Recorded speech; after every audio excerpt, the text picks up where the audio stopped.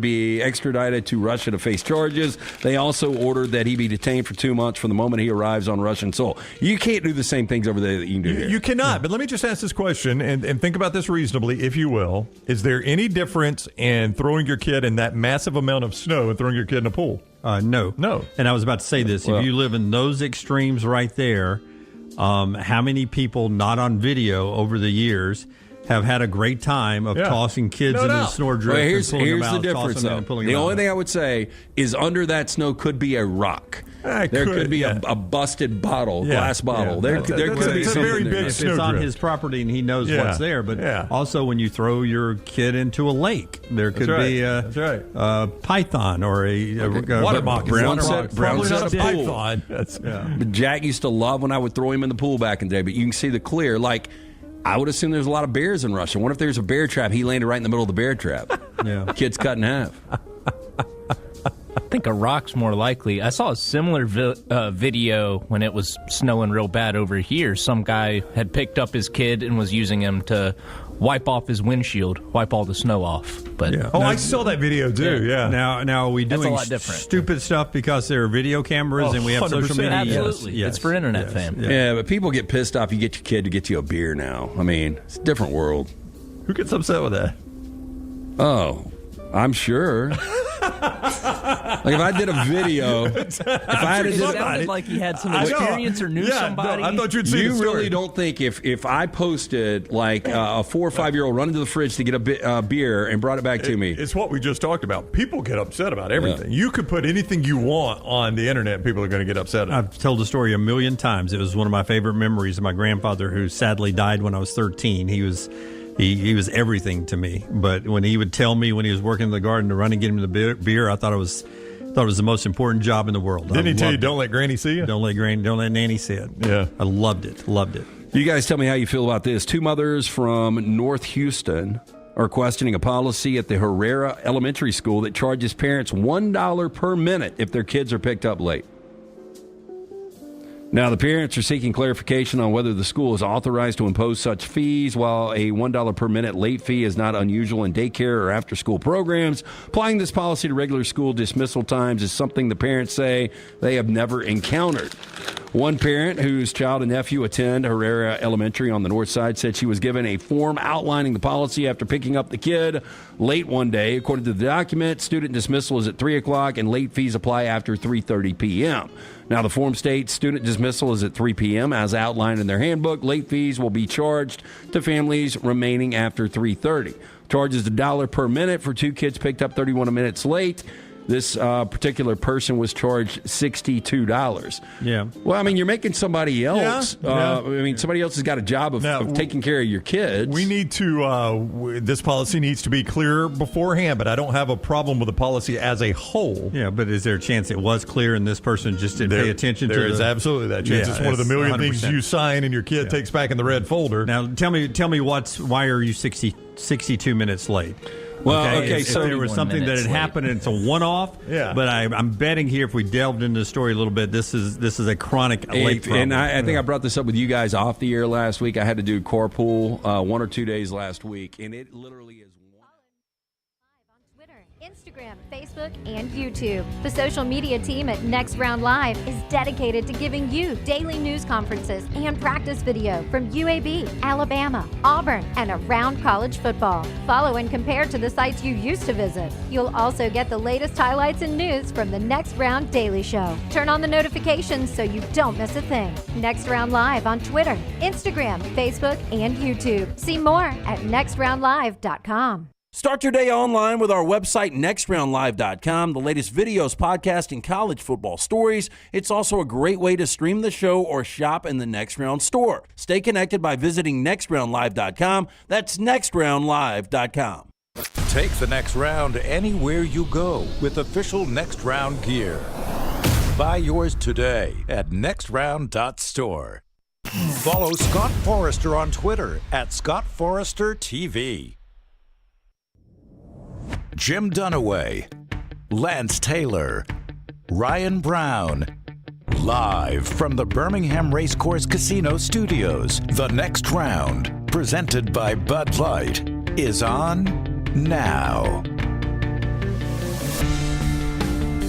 All right, live show now. LT with a little vacation day today as we react to NFL playoffs coming up this weekend.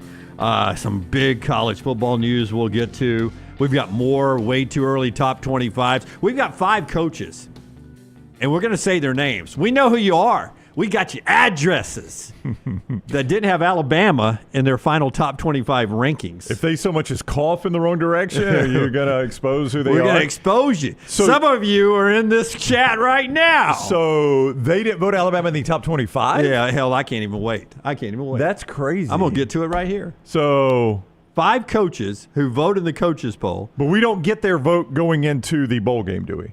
That's not publicized. It's only their final vote. Their final vote. I think maybe their first one and their final one. So you would have to assume, assuming does one thing. Yeah.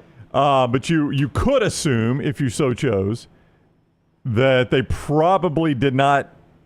They probably had them going into the bowl game 15 or worse if they dropped them out after a bowl loss to Michigan. Wouldn't you think? Yeah. Okay. There's just no way you don't have Alabama in the top 25. Well, I mean, it's a vote, Jim. It's a 4-loss team. It's a vote that has wins over Georgia, Wisconsin. Who else they beat this year? LSU. They beat some other teams. South Carolina was pretty good. They beat them. Missouri was pretty good. They beat them.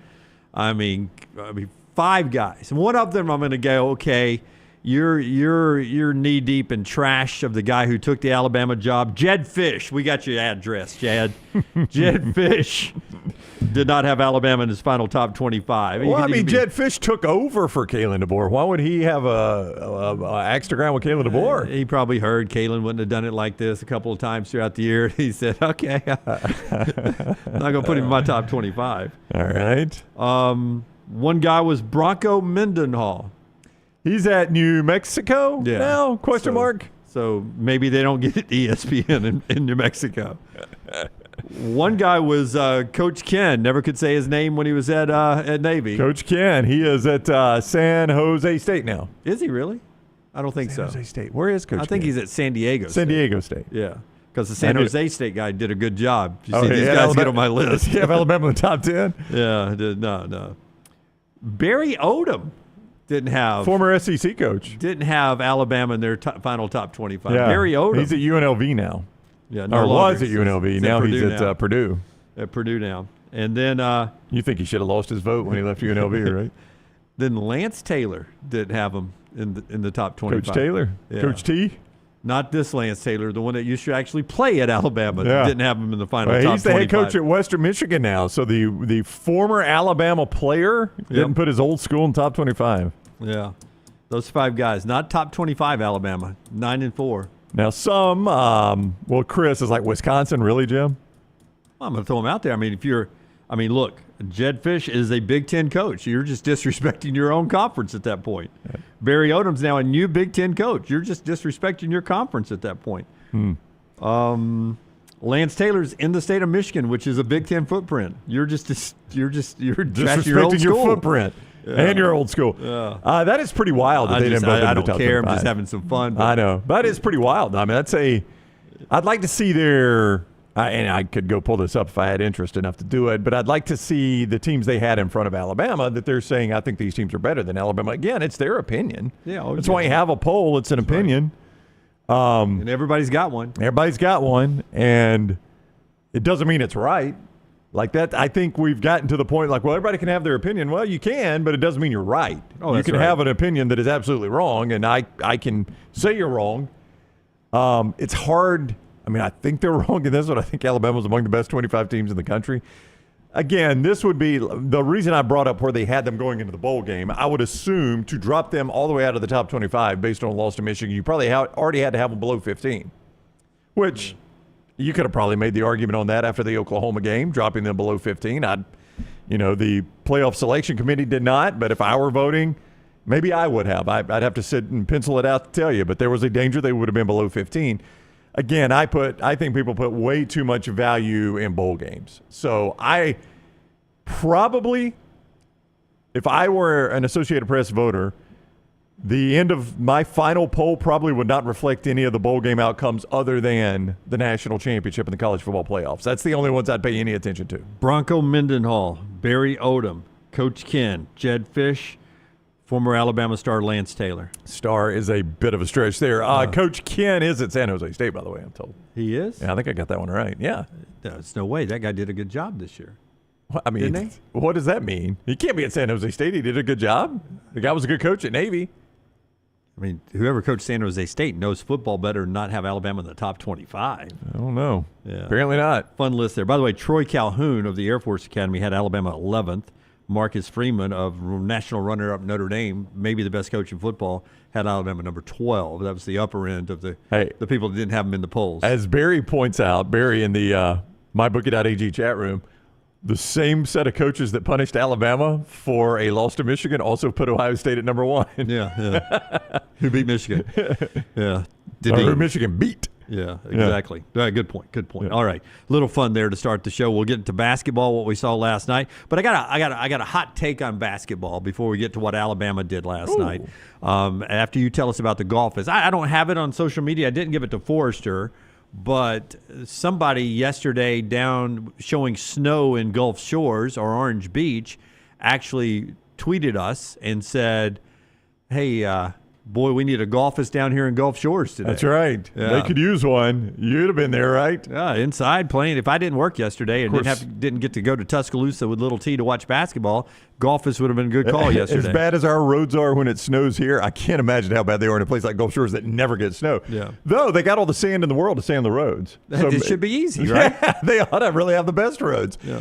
TheGolfist.com is the website you're going to want to go to get all this information. Get out of the office and get into The Golfist, Birmingham's best golf simulators. You can find them in 2 great locations. Highway 31 in Vestavia, just off Van Road, or on Van Road, just off Highway 11 in Trussville, coming soon to Highway 280. Great place for the party, whether it's a guy's night, couples shower. You just want to go watch the games. You have the game on one screen next to you while you're playing golf on a massive screen in front of you. It's always dry. It's always 70 degrees. There's never any wind in the Golfist. Bring your own food, bring your own drink, bring your own clubs, and have a great time at the Golfist. To book a bay or find more information on what I'm talking about here, thegolfist.com, thegolfist.com. Before we look at what Alabama did last night, I want to make a comment here, and you tell me if I'm incorrect or correct here. Okay. Bracketology came out yesterday, and Auburn's the number 1 overall seed with Joe Lunardi. Alabama also a 1 seed. I believe this to be true, that Auburn would have to lose 5 more games to not be on the 1 line when the NCAA tournament comes. I think they have to lose 5 more games for them to fall all the way from the number 1 overall seed to the 2 line for the NCAA tournament. Now, all that factors in what other people do in their conference, but I think there will be other losses for those teams that are also on the 1 and 2 line all the way. I think with the resume Auburn is built, I think 4 losses is comfortable. They stay on the 1 line. 4 total losses or 4 more, which would be 5 total losses? 4 more losses. I think they're still on the 1 line. Okay. It would take that 5th loss before I even think it wobbles them down to a 2. Is that crazy to think, and do you think I'm wrong? You see what I'm saying? Yeah, here's what I would say. So I don't know why I sounded so Southern when I said, you see what I'm saying? I do see what you're saying, and you sounding Southern doesn't really throw me. I'm going to pull up the net real quick just to reference that. Because we're talking all Q1, Q2 games here. Pretty much, yeah. If you're in the SEC the rest of the way, it's all Q1, Q2. I think Auburn has to lose. I think they can lose 4 and stay on the line.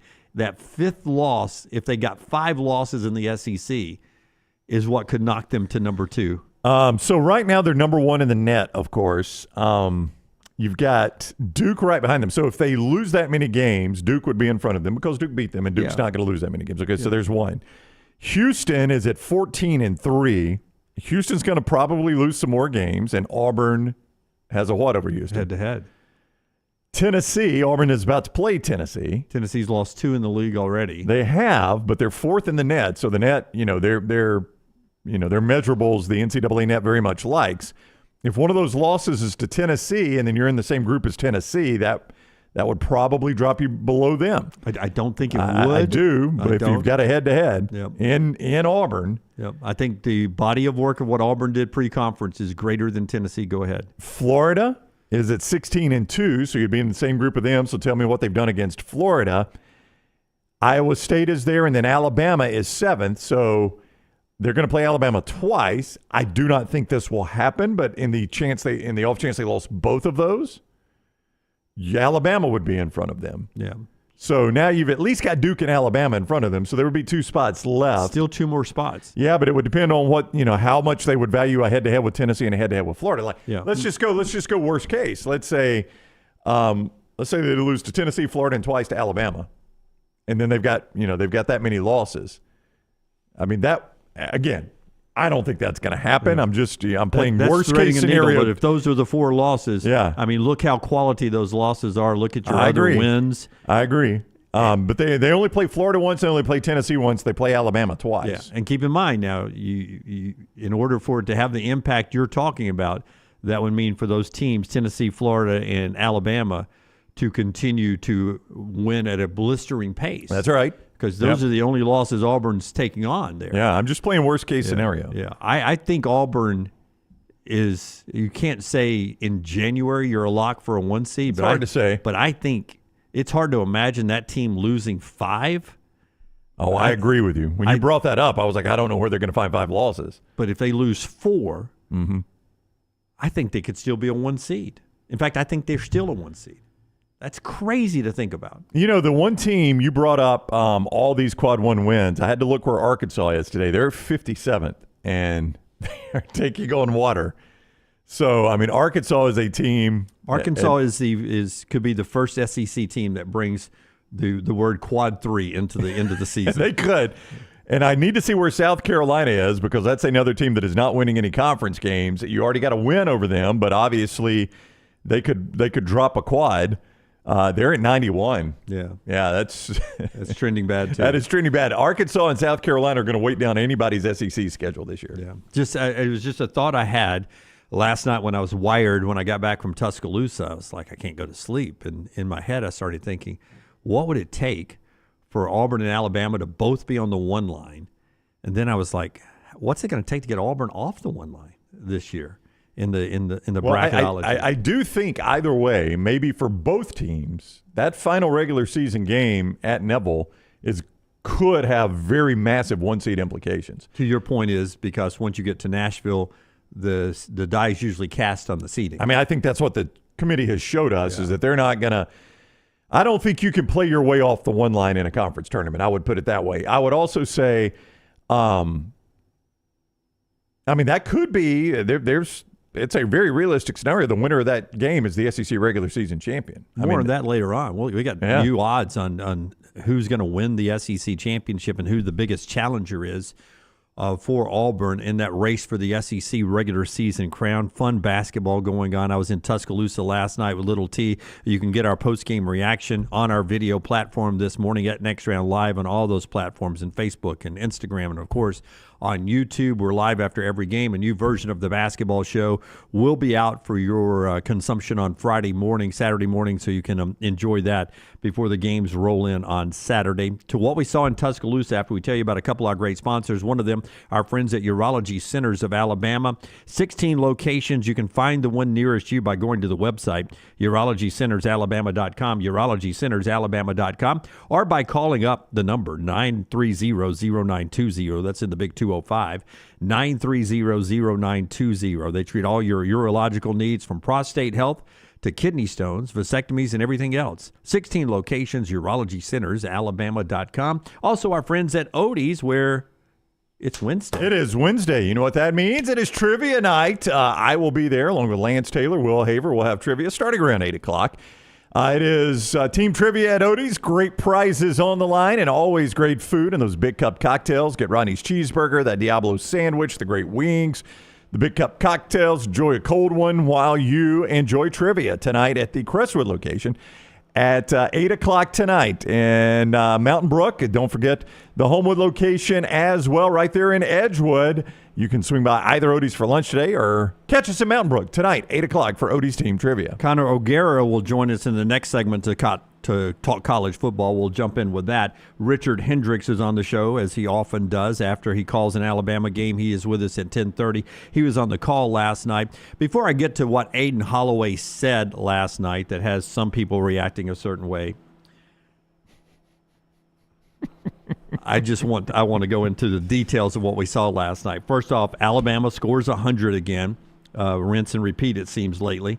103-87 over Vandy.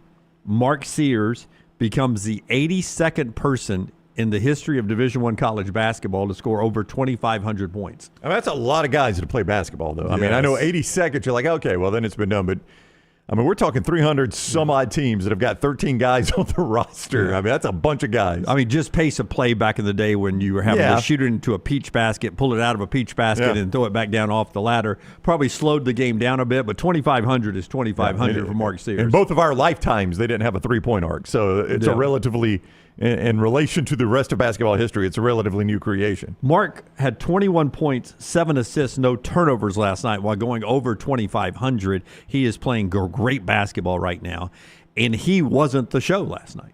Mark Sears had 21 points, 7 assists, no turnovers, went over 2,500 points, and he wasn't the talking point after the game last night. I mean, it was two other guys. That is because it's become expected. Yeah, right? It was 2 other guys. Yeah. One of them is Mo Diabate, who had a career-high 22 points and 10 rebounds, diving all over the Dane Coleman Coliseum floor. And then Nate Oats drops this on us afterwards. You know, he's the math major. Right.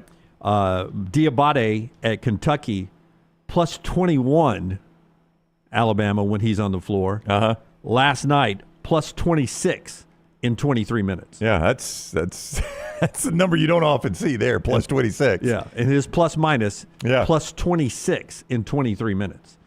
And they're using him perfectly right now. It protects him in the foul situations. 23 minutes, he's still fresh. He is a bear. And then there was Aiden Holloway, who hit 6 of 6 in the first half.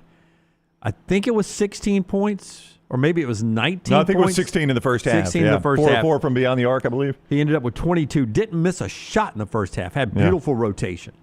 He ended up with 22 to tie Diabate both off the bench for the lead. And then he had this to say last night, and again, I read it as a guy just complimenting the people he's playing with now. Some people took this as maybe a shot at his history. You make the call. Aiden, you looked like you were feeling it tonight. I know last season you had a stretch at Auburn where you kind of lost your shot. When you have a game like this, does it just kind of feel like you can hit a stretch where it'll just keep going, you stay hot? It just feels kind of normal. Last year was just abnormal for me. I feel like it was just completely downhill, and it was tough getting back up. But this year, my coaching staff, they put a lot of confidence in me. Teammates put a lot of confidence in me, so it just goes hand in hand, and I'm super appreciative of all of them. So I would just say it feels a little just more normal to get back to playing at a higher level. Now, see, I didn't think he was talking about Auburn at all. Well, that's because you're not an Auburn fan. I mean, this is one of those, if you're an Alabama fan, you're going to look at it and say, oh, look at Aiden, man. He's on the up here. And if you're an Auburn fan, you're going to be like, clearly he was taking a shot at us. This is how you interpret this is going to depend on what color you wear on Saturday and now this time of year, Tuesday, Wednesday, or Saturday. I took it, and maybe I misheard it, as I wasn't hitting shots last year, and for me, that was abnormal.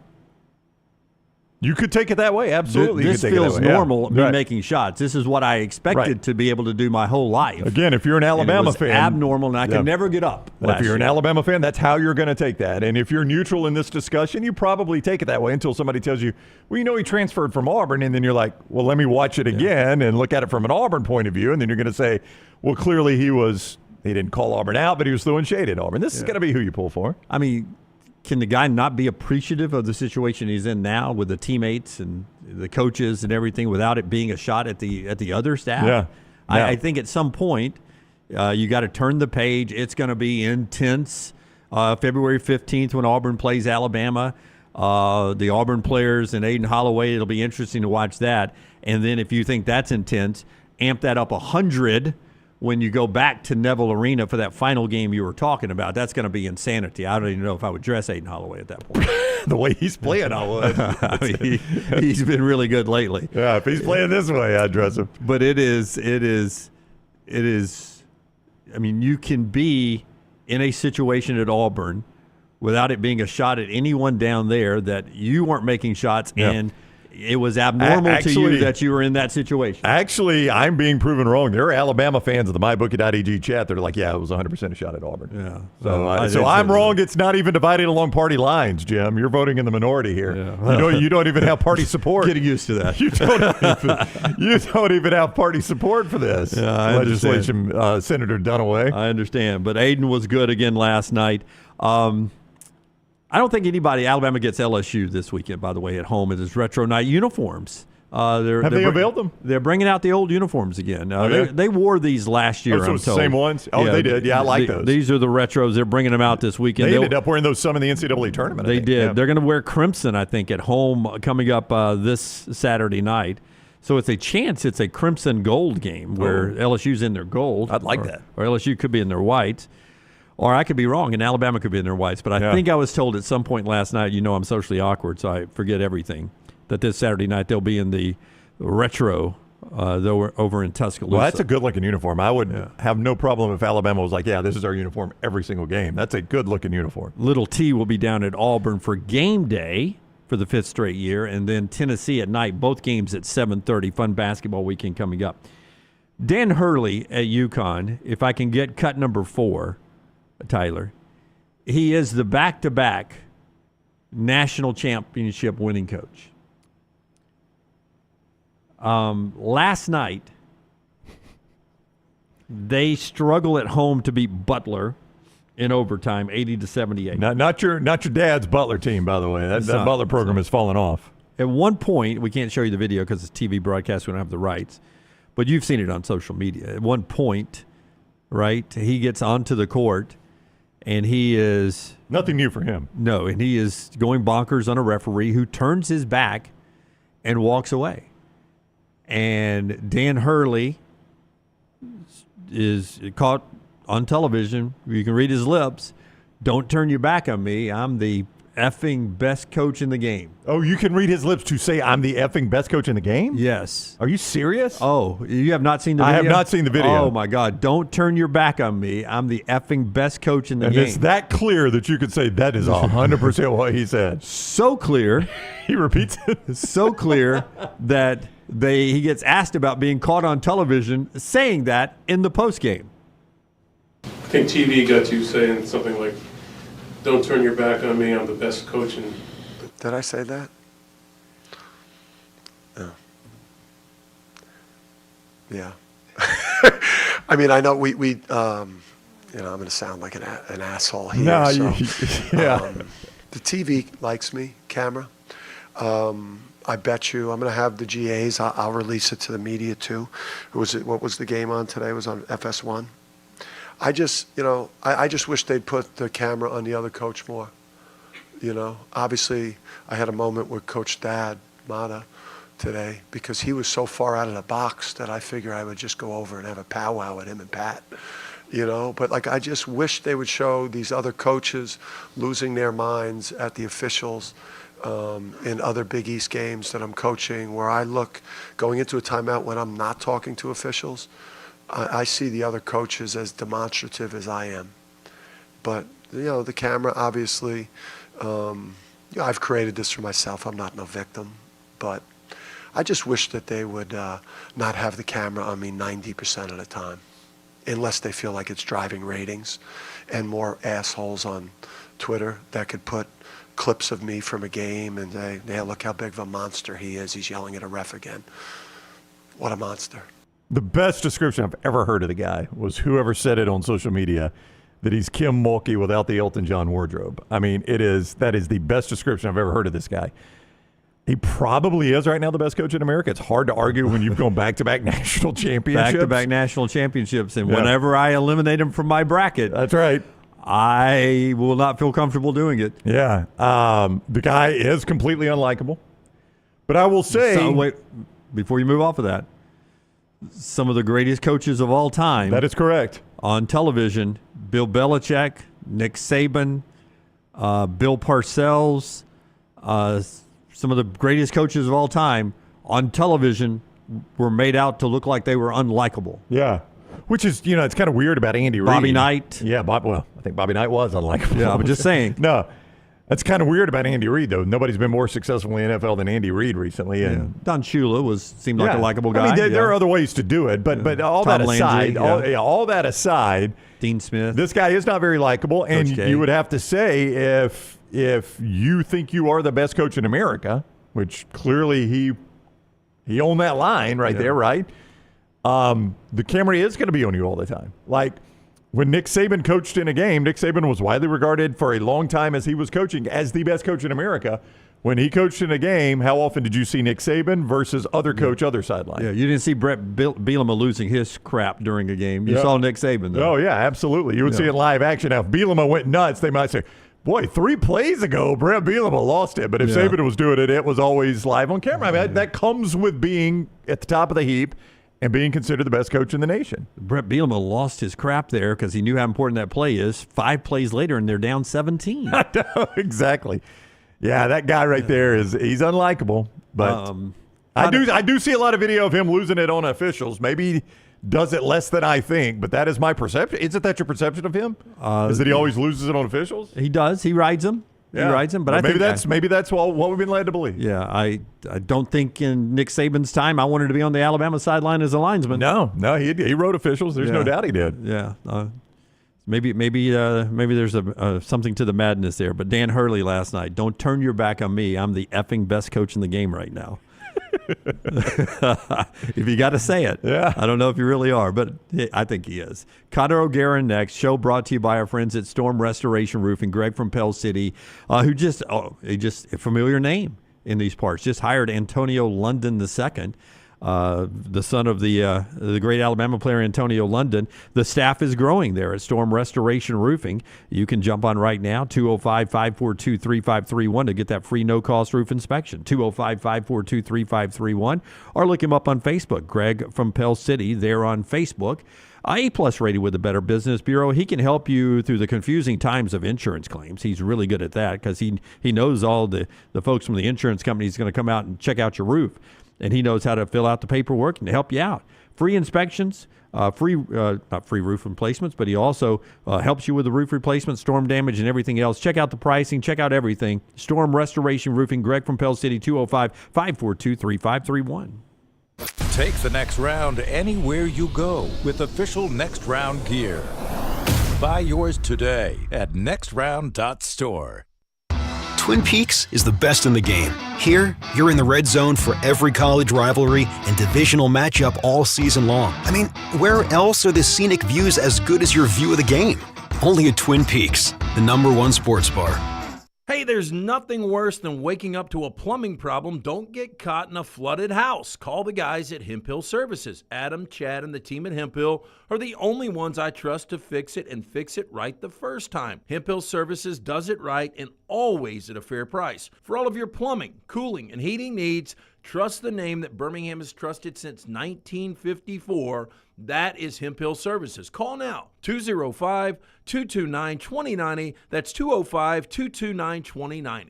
Visit nextroundlive.com today. It's free, unless you haven't paid your internet bill. So go ahead and pay that, and then it's free. Heck, you can pull out your phone and go to nextroundlive.com right now, where you'll find all the free content that you can stomach, unless you haven't paid your phone bill. Then you need to pay that, and then you can enjoy all the free content. NextRoundLive.com is so rewarding that it should be behind a paywall, like Lance's Lock. So in summary, play Lance's Lock. Then you'll have enough money to pay your bills, and go to NextRoundLive.com, where you're always at your happiest, for free. Think about the best summer nights of your life. How many of those were in a great t-shirt?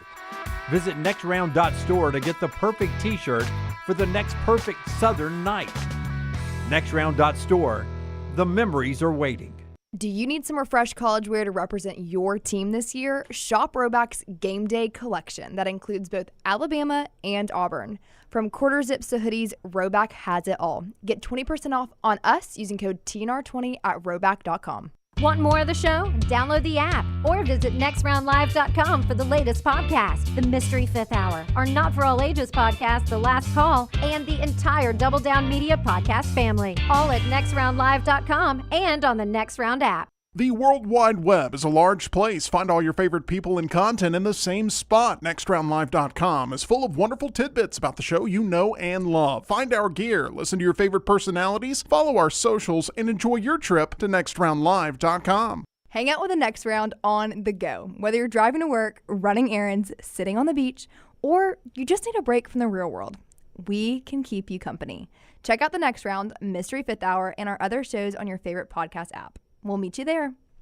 Start your day online with our website, nextroundlive.com, for the latest videos, podcasts, and college football stories. It's also a great way to stream the show or shop in the Next Round store. Stay connected by visiting nextroundlive.com. It's time to pull the trigger on the Next Round merch that you've been eyeing. We know there's a lot to choose from at nextround.store, so here's a few of our favorite picks. If you want to match LT and Brown, go with the TNR logo hoodie and throw in one of Dunaway's favorite hats. Any of them will do. The Backroom's go-to is the classic logo t-shirt, while my personal favorite is the light blue TNR crew neck. All of these items can be found at nextround.store and are EG approved. Rest assured, your order will be packed with lots of love from us here at the Next Round. Head over to nextround.store to start filling up your cart. It's the O'Reilly Auto Parts World of Wheels, January 31st through February 2nd at the BJCC. With customs, classics, hot rods, and more. Check out the exotic lineup in the Supercar South Hall. Sponsored by Mob Inc. And don't miss the BMX stunt team performing outrageous stunts live. Friday only meet All Elite wrestler Christian Cage. Saturday it's Bill Carlton from Texas Metal. And Sunday meet Oscar from The Office. Bring the kids for free Hot Wheels racing, costume characters, rides, and more. Get discount tickets at all O'Reilly Auto Parts stores. Details at worldofwheels.net.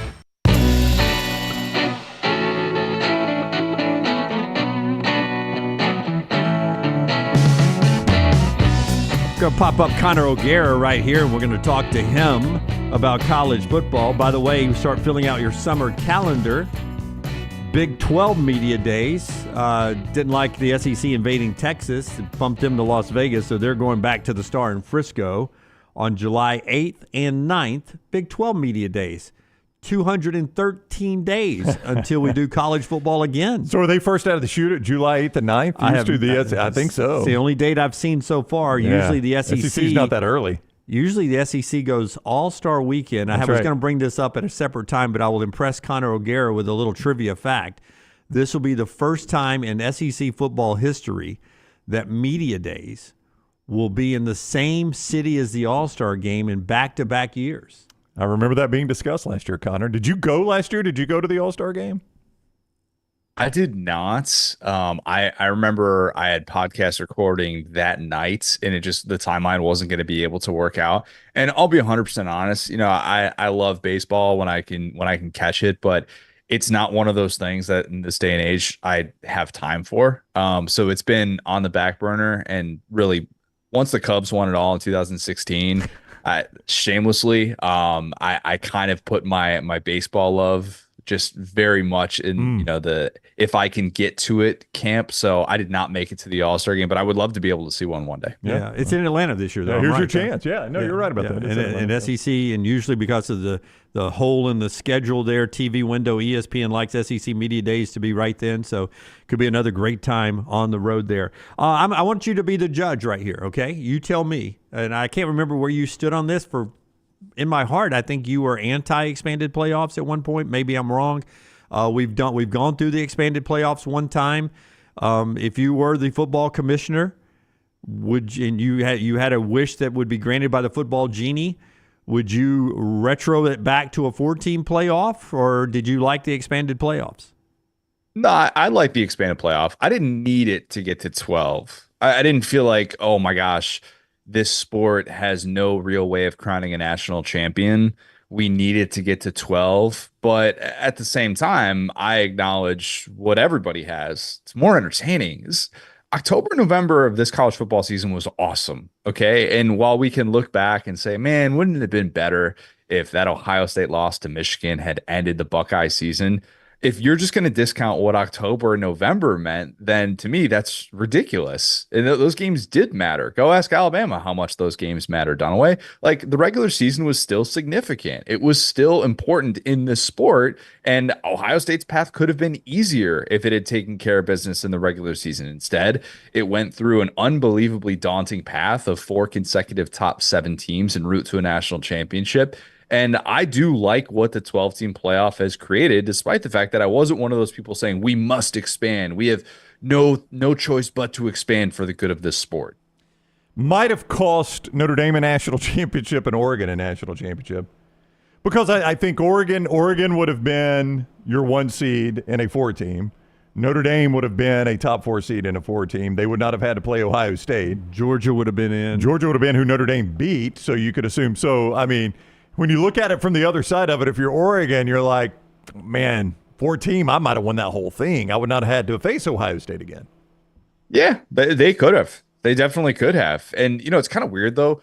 For the purists, there are Oregon's the only team that would have satisfied the purist standpoint of team that could have won a national championship, because everybody else was incredibly flawed. Notre Dame, I guess it depends on how they would have evaluated the conference championships, and if they would have penalized a team like Texas, or what that would have looked like for Georgia. Would Georgia have been ahead of Notre Dame with the 2 losses there? I think it does create a different set of circumstances when you try and factor in who's more worthy of that first round bye and whatnot. If that had been kind of stripped from the system, so. It is kind of an inexact science that we're trying to figure out here. But yeah, it would have definitely been different in the previous era. And Ohio State wouldn't have had the opportunity to go on that run. Oregon could be hoisting a national championship. And Dan Lanning would have been the youngest coach to win a national championship since Danny Ford won it at Clemson in 1981. I mean, this stuff, would have been a part of history. But Ohio State benefited from this exact format being put in place at this exact time. In any previous format, they obviously wouldn't be talking about the season that they just had. In the playoff era, 2014 on, I think 2020 Alabama beats 2019 LSU, 1A, 1B of the greatest champions in that era. Where do we put this Ohio State team? Because, as you said, they have 2 losses. They are flawed. But I saw yesterday that Ohio State when the final AP poll came out, becomes the first team in the AP poll era back to the mid-30s to defeat 6 of the final AP top 10. So there is some greatness in this Ohio State national championship team. And I'm not asking you to give me a ranking, but they are a hard team to place into history, are they not? Incredibly hard for those exact reasons, because I think it's an entirely different question to ask of if you could pick one team to face the aliens to save the earth, who would you pick? That's maybe the better way to look at it, of who would you want to line up and be your team to save everyone for 60 minutes? Would you pick this Ohio State team that had an incredibly high ceiling, that you saw moments throughout this college football playoff against top 7 teams in which you thought, man, I don't know who's getting in the way of that? Would you pick that team, or would you pick 2019 LSU? Would you pick 2001 Miami? I tend to think that 2019 LSU would be the team that I'd want to go into battle with. 2001 Miami, maybe the quarterback situation just not making me quite as comfortable with Ken Dorsey and the big old sleeves that he would rock. But I would say that's probably the better way to phrase this question, because it is so unique. And I don't want to say Ohio State is this all-time great team that's as good as, some of those others. But then you also have the context, and I threw this out on Twitter. Ohio State has as many wins against top 7 teams this season as Nebraska had in its 3 national championship seasons, 94, 95, 97. And so when you kind of put it into context like that, yes, Ohio State earned the national championship, no doubt about it. Really difficult road. Everybody in this format will have a really difficult road. But to compare it with some of those other teams that were undefeated, it's just kind of a tough thing. It's very apples to oranges. Oh, I will pay tribute to your hat that you're wearing and go very old school Saturday Night Live. I can't believe you would go 2019 LSU when you have 2020 and Saban driving the bus. If we're defending humanity against the aliens, you got to go Saban driving the bus in 2020 Probably. with that team. Come on. Sark is the OC. 2020 doesn't have an asterisk, but it does have the question of how weird were the circumstances. They were different than any in the history of college football. You can't say, Connor, it doesn't have an asterisk and then say but and how weird. That's an asterisk. You're saying an asterisk. No. I mean, just I want to see, and I would have a lot of confidence that under normal circumstances, that team still would have won a national championship, right? I think you can make a case that it's even harder to win a national championship with the circumstances that Alabama dealt with, like 100% from a roster management standpoint. Who's got, COVID this week? What does our offense look like? How many guys do we have available on the 2 deep? Just moving pieces galore. But it's such a unique season that if that's the one team you're telling me against the aliens, that would be my only reservation. I want a team in which I know, like, no matter what, when I line them up, I've seen what it's looked like against all these other teams under normal circumstances that we consider in college football history. 2020 Alabama is still an all-time great team, in my opinion. But if you're just giving me that one, I would say that's the one little caveat that would make me a little bit nervous against the aliens. Okay, I would point out that Connor is putting Earth in the hands of Ed Orgeron. Yeah, that was my point. That was my point. I don't like that. When I say it that way, it's also more of like, hey, Joe Brady, Joe Burrow. No, I mean, it shows you how good the rest of that. that team was, that you're willing to put the Earth in the hands of Ed Orgeron because that team was that good. And who doesn't know if the aliens are going to fight with germ warfare? Who better to manage that than the guys who navigated COVID? I mean, wow. I believe we've beat this analogy to death here. Okay. All right. Connor O'Gara is with us Saturday Down South. That's CJ O'Gara is where you find him on social media. He's with us on the JohnstonRVCenter.com hotline. So let me just run through a few coaches here.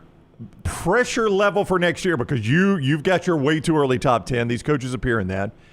If 10 is skull-crushing, excruciating pressure, give me a 1 to 10 on these guys. Steve Sarkisian, and this is, we got to win a national, pressure to win a national championship.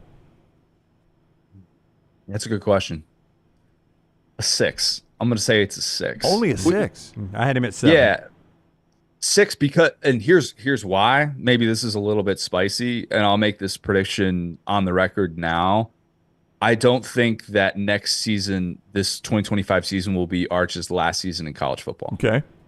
I think he will play another season. And so that will change that, and it will make the window feel a little bit bigger than it is. Now, I put Texas at number 1 in my way too early top 10 because that defense, from what it was this past year and what they will bring back next year, is going to be nasty. I have more questions on the offensive side of the ball, especially the offensive line, than I do the defensive side of the ball with Texas. And that, to me, is more about what the strength is going to be of this team, even though I do think Arch is going to be awesome.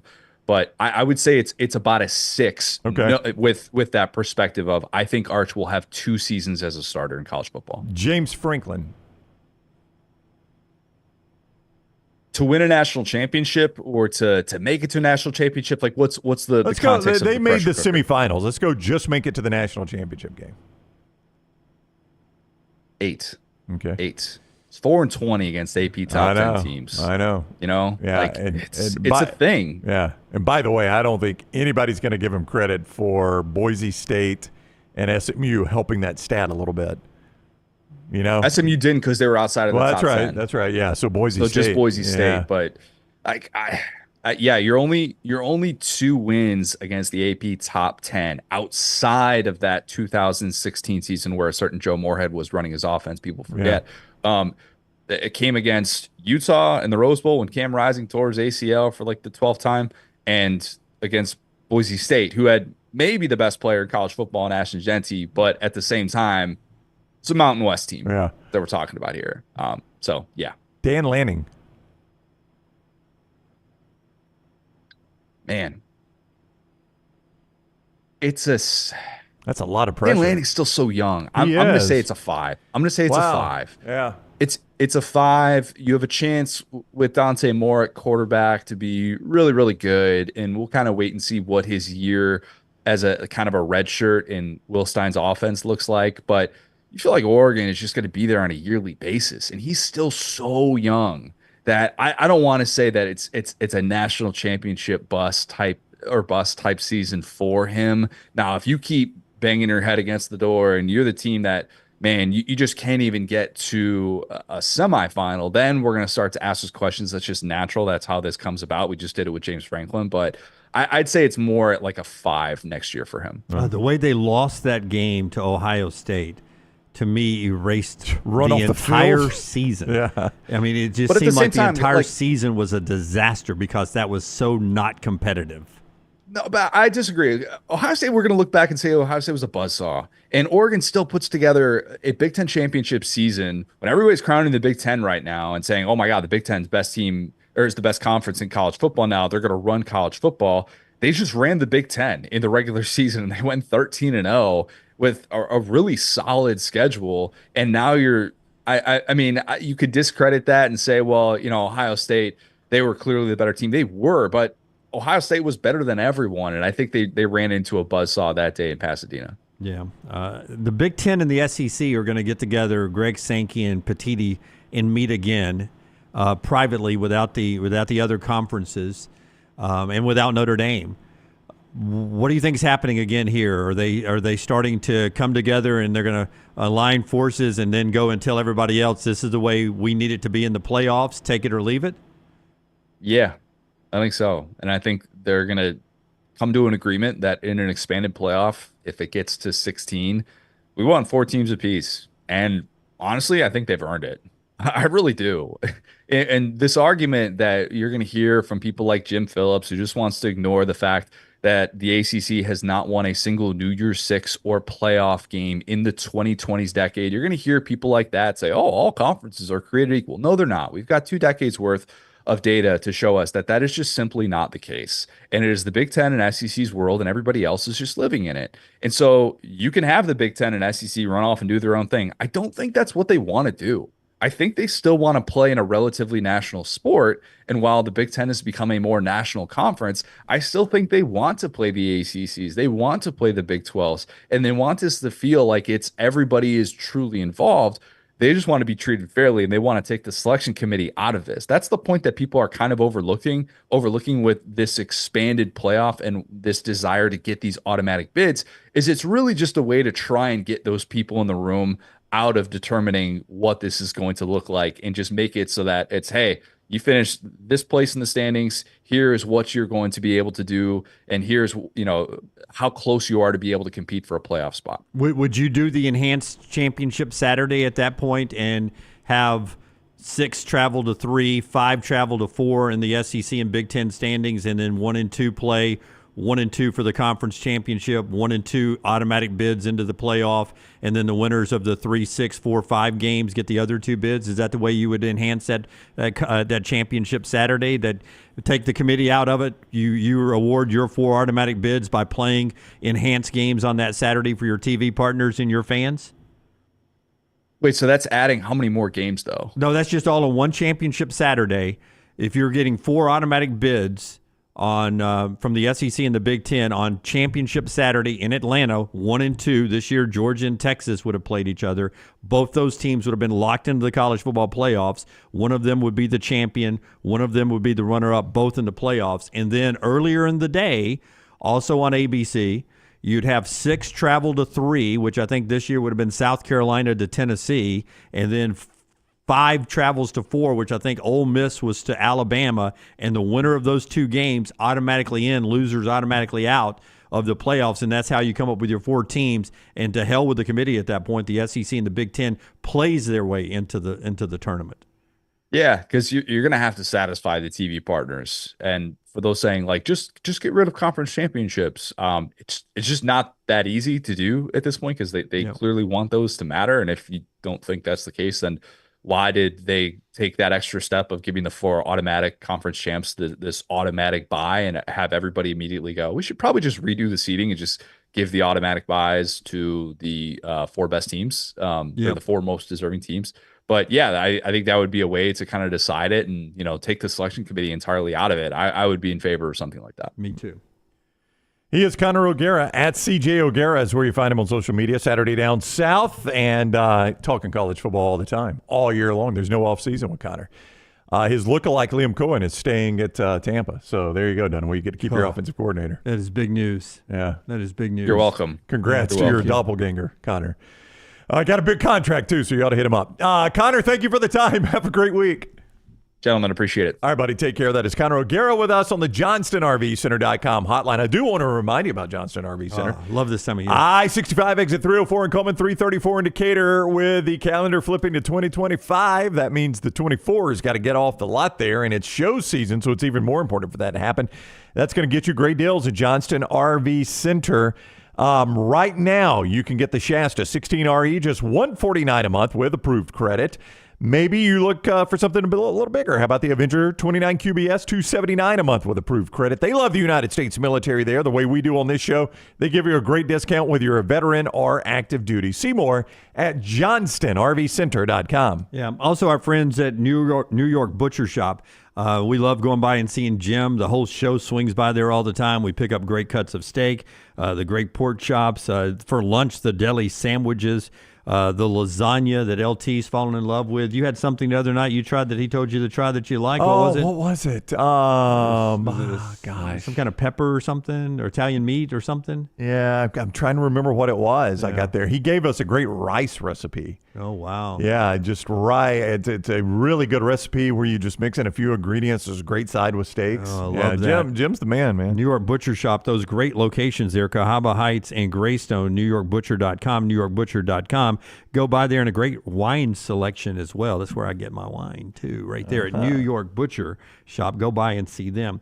The Pivot Podcast with Ryan Clark and a couple other folks. For rights reason, we can't play you some cuts from that because we want to respect their property and not hijack that and steal it. You go watch it over at The Pivot. It's always fantastic. But Nick Saban was on it yesterday, when it dropped yesterday, and just an in-depth conversation with Nick Saban. Brian Clark, Crowder, who's on the show, he coached him with the Dolphins. Ryan Clark, he coached him at LSU. They are they host the podcast, and Nick Saban was very open with them. Some of the stuff you've all heard before, like the Dolphins guy was talking about. I'm in the bathroom, and I see you walk in. I can see through the crack of the stall, so I'm like, I got to come out and talk to you. And so I come out and I'm washing my hands, and I had misplayed on Sunday against the Bills a third down play where I didn't cover the back coming out of the backfield, and they picked up a 3rd and 7.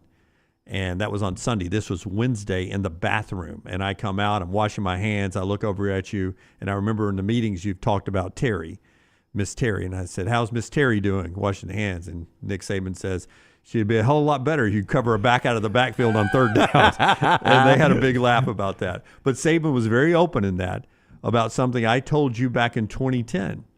And he admitted it. I don't know if he's admitted it publicly before or not, but he admitted it in this podcast with Ryan Clark. And I told you this. I remember it like it was yesterday, because when I hosted the Saban show, we did not do one after the SEC championship game. So all my Saban shows were after wins in 08. Okay. And then in this 2009 season, they didn't lose a game. That's right. So you're on a streak. So all my Saban shows in 09 were after wins. Yeah. And then in 2010, all of them up until South Carolina and Columbia were wins. Got caught in that sandstorm. And by the way, he was a hard ass in 08, 09, and 10, even in doing the show. That was vintage Saban back then. Even in doing the show, it was, I mean, he was hard on me and the production crew. I mean, he was commitment to excellence. And I remember during that game when it was obvious Alabama was going to win at South Carolina, like, oh my God, I have experienced now through about 30 shows. Yep. Of nothing but wins. That's right. What is it? My God, what is it going to be like after a loss? And I remember calling you and saying he was the nicest I've ever seen him. My head was swimming. He was so nice. And he admitted in this podcast on The Pivot that I stuck my foot in people's asses, I think was his quote, after wins. Mm-hmm. Because, and we talked about it on the show ever since 2010, because I got to keep them level-headed. I got to keep bringing them back to work after wins. And then after losses, I'm a lot nicer. I'm picking people up. And he admitted that was his method in this podcast. It was fascinating to hear why he was talking about that. The thing that jumped out at me, now this is the reason a lot of people say that he's not the coach in the NFL anymore, is that the Dolphins went Dante Culpepper over Drew Brees. And did you see that part of it? That was a fascinating story where he said, so, we're looking at both of them. He said, I get in a plane and fly to Birmingham to meet with Dr. Andrews. And he tells me, hey, look, Drew's fine. Dante's the one you got to worry about after surgery. So Drew's going to be fine because he doesn't depend on his mobility as much. Or Dante depends on his mobility more, so it's going to be an issue. So he goes, we're fine. We fly back. He goes, Drew's in the building. He signs the paperwork. We got Drew Brees, and we're good to go. And he goes, I thought it was a formality that he just had to go see the team doctors. They call me and say he failed the physical. He goes, so I can't go to the owners and say, hey, let's invest all this money in this guy who just failed a physical. He goes, I can't tell the owner to do that. He said, so I have to pick up the phone and call Drew's agent and tell him we can't sign him. He failed a physical. And the fascinating part about that was it always, initially got reported that Miami couldn't land Drew Brees. What really happened there was his agent was like, Nick, you cannot tell people he failed his physical. I won't get him a job anywhere. Yeah. And he said, so I agreed with his agent. I said, how long do you need? He goes, 72 hours. And he goes, I'll give you 72 hours. And sure enough, before 72 hours is up, he had signed in New Orleans, and the rest is history. And then the word came out that he failed the physical, that it was the team doctors. It was just fascinating to hear Saban say he had to call the agent, which was weird to me that it's not the GM, that it was Nick Saban calling the agent, and that the agent was like, you cannot tell people he failed a physical. I won't get him anywhere. Yeah. Was that Jimmy Sexton, I wonder? Who, Saban's agent? Oh, I don't know. I don't know who Drew Brees' agent was. That's true because they could have been sharing the same agent. Yeah. Could have been Rosenhaus. I don't know who it was. But that's the kind of guy Saban is. He's an upstanding guy, and he wasn't going to burn Drew Brees, who he loved. I'm telling you, man. In the podcast, he says, we would have signed him and let him recover however long it took for him to recover. It didn't appear it took long because he wasn't torn up right away in New Orleans. But I'm telling you, there are things that change. There's small decisions that just change history. If Nick Saban never leaves LSU, is there a path where he ends up at Alabama? Probably not. That seems unreasonable that if he never leaves LSU for Miami, that he ends up at Alabama. Does he have the same level of success at LSU that he did at Alabama? I don't know. I would not doubt him, obviously. The LSU's got every resource Alabama does. Had they signed Drew Brees, had he not failed that physical, would Saban have left the Dolphins after 2 years? In which case, does he ever end up at Alabama? It's just weird how those small things happen that affected college football forever. And then in the interview, you'll see he gets asked, do you want to be Vince Lombardi or do you want to be Bear Bryant? And he says, I want to be Bear Bryant. And he's like, why the hell are you here in Miami then? Yeah. I know he did not like. That's the one thing about even if they signed Drew Brees, there was a lot about the NFL. I think he learned he did, and he's told us that before, that he learned he didn't like. Primarily, there are a couple things. Number one, in college, I can build the best roster every year. Yeah. He even said in that, there was a fascinating quote he said in that interview. He goes, I learned really quick I can't coach bad players into being good players. That's right. I just went and found all the good players I could find. They were talking about how good he was. And the players that played for him were saying, you're the best to ever do it. And he was like, I learned very quickly. You may think I'm the best to ever do it. I learned very quickly I can't coach bad players to being good players. That's right. So I just went out and found all the good players I could find. That's right. I mean, which is part of the job. You can't do that in the NFL. That was my point there. But you don't get bad players in the NFL either. But you just get players that aren't as good, maybe as the top end. There is a quality to what you're doing there. And he did talk in there that if I was coaching now, if I was going to coach now, it would be in the NFL, which still leaves open that door to me that I don't know that if that itch, because you look who the Raiders' leading candidate is today. It's Pete freaking Carroll. Yeah. Saban's age, right? Pete Carroll's about the same age. I think Nick Saban's in better shape than Pete Carroll. Oh, Pete's in pretty good shape. He is, but I think Nick's in better shape. And I feel like Nick's still on the old IQ level still. I think it'd have to be a perfect situation for Saban. If, in fact, let's say Minnesota did, for whatever reason, decide to trade Kevin O'Connell, like the rumors were that they were considering, you might look at that and say, hey, that's a back-to-back playoff team that's been really, really good. I'll go give it a whirl there. Vegas feels a whole lot different. That feels like, okay, now I got to go figure out quarterback. We got to rebuild a roster. Yeah, but how fun would that be if you like to build? If you like to build, but I'm just saying at his age, how long do you want to spend building? And Tom Brady saying, look, I'm telling you our ownership group will let you do it. Yeah. And it's fun to watch, see what happens. Pete Carroll, leading candidate with the Raiders right now. We'll talk more NFL a little bit later in the show as we get for the championship weekend coming up. Some more college football discussion when we come back, including some more future top 25s from our buddy Andy Staples is out there as we get ready for college football. The show being brought to you by our friends at Michelson Laser Vision.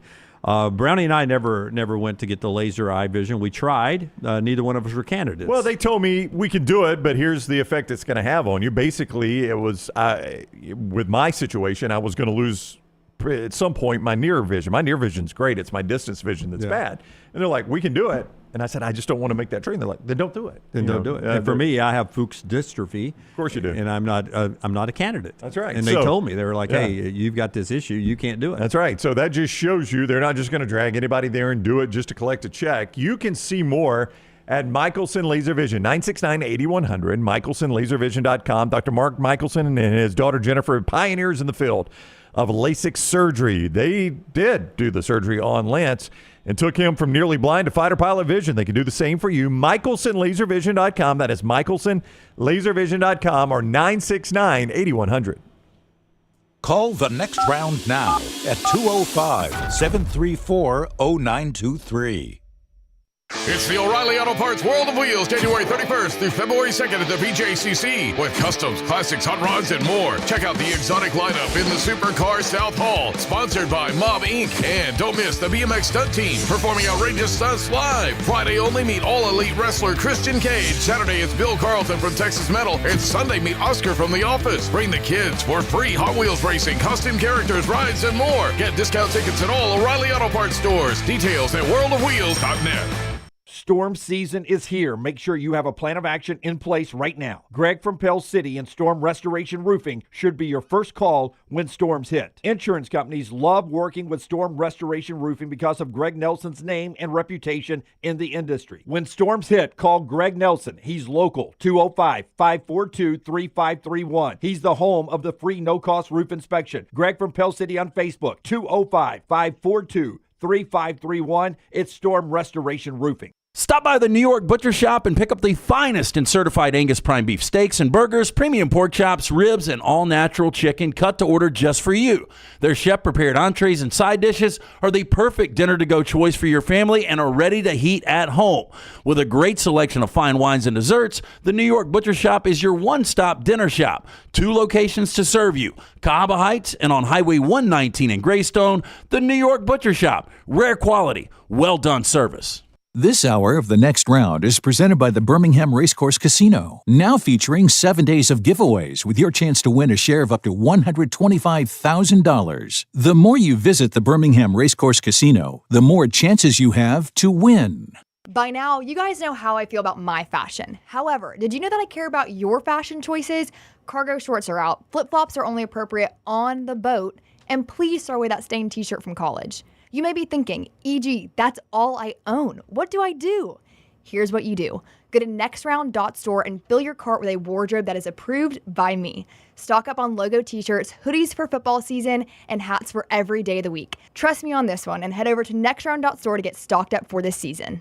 Just because you've quit going to the gym, it doesn't mean that you have to quit gym altogether. Dunaway, that is. With our Next Round podcasts open 24/7, 365, you can access gym anytime you'd like. While you may have done away with your treadmill routine, our version of Dunaway is standing by ready to get you back to your absolute best. Find all that lovely Jimmy D-led content on Spotify, Apple Podcasts, Google Podcasts, and in the podcast section of nextroundlive.com. This message is sponsored by Jimmy Crypto Inc. and Jimmy Crypto for President. From the creators of The Next Round comes 2 new sites, covercrimson.com and thebarnauburn.com. 2 team sites with the same excitement and information-driven content that you get every day on The Next Round. Live daily shows, recorded shows, free of charge, plus premium content with insider information starting at just $1. And it's the perfect gift for the Alabama or Auburn fan in your family. Covercrimson.com or thebarnauburn.com. Sign up today. Happy football season. At the Next Round, we strive to make our loyal listeners feel like they're a part of the action all season long. My name is Emily Grace McWhorter, and I do that by bringing you along for any given Saturday in Auburn or Tuscaloosa. From pregame warm-ups, touchdowns that make you feel a part of the play, and everything in between, our goal is to make you feel like you're inside Bryant Denny or Jordan Hare. Follow along on our social media at Next Round Live on Instagram, X, and Facebook. Also, check out thebarnauburn.com and covercrimson.com while you're at it. Here's to fall Saturdays. Take TNR on the go with a podcast built for your satisfaction. Miss Hour 1, find it in podcast form. Miss Hour 2, stream it now. Miss Hour 3, download it for later. Miss Hour 4, well, just know it's never coming back. Listen to TNR wherever you find podcasts. Jim Dunaway, Lance Taylor, Ryan Brown. Live from the Birmingham Racecourse Casino Studios, the Next Round, presented by Bud Light, is on now.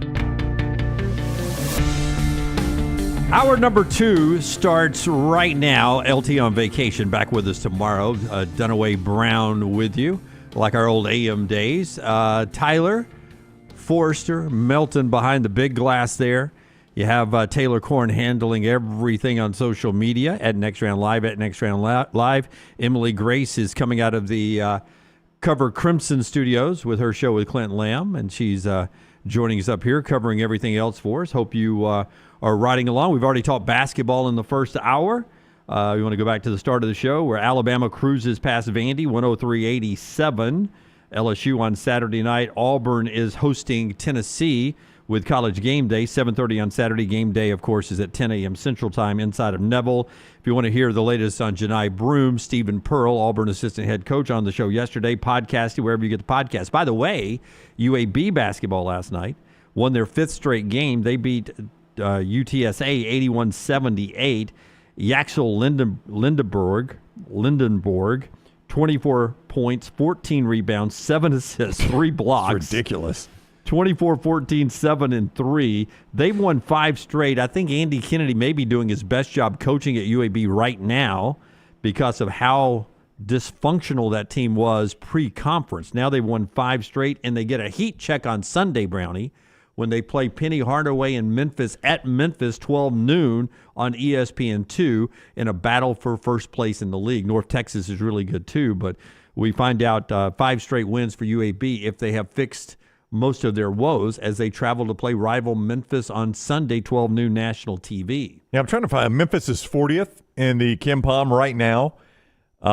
So that will be a very, very good test for Andy and UAB. Good news, you mentioned that pre-conference. None of that really matters with them. It's all going to be about that conference tournament. Yep. So you are able to flush that, and they have treated the conference schedule as a second season. There's no doubt about that. Yeah, so that team is winding into shape there. All right, we'll talk more basketball with Richard Hendrix at the bottom of the hour. Before we get to college football, I'm going to need Tyler back on the mic. I'm going to need Forrester on the mic. I'm going to need everybody listening here. This is from I'm going to read it directly from The Athletic, but everyone else has this story as well. It is the toughest of choices I want everyone to make here. All right.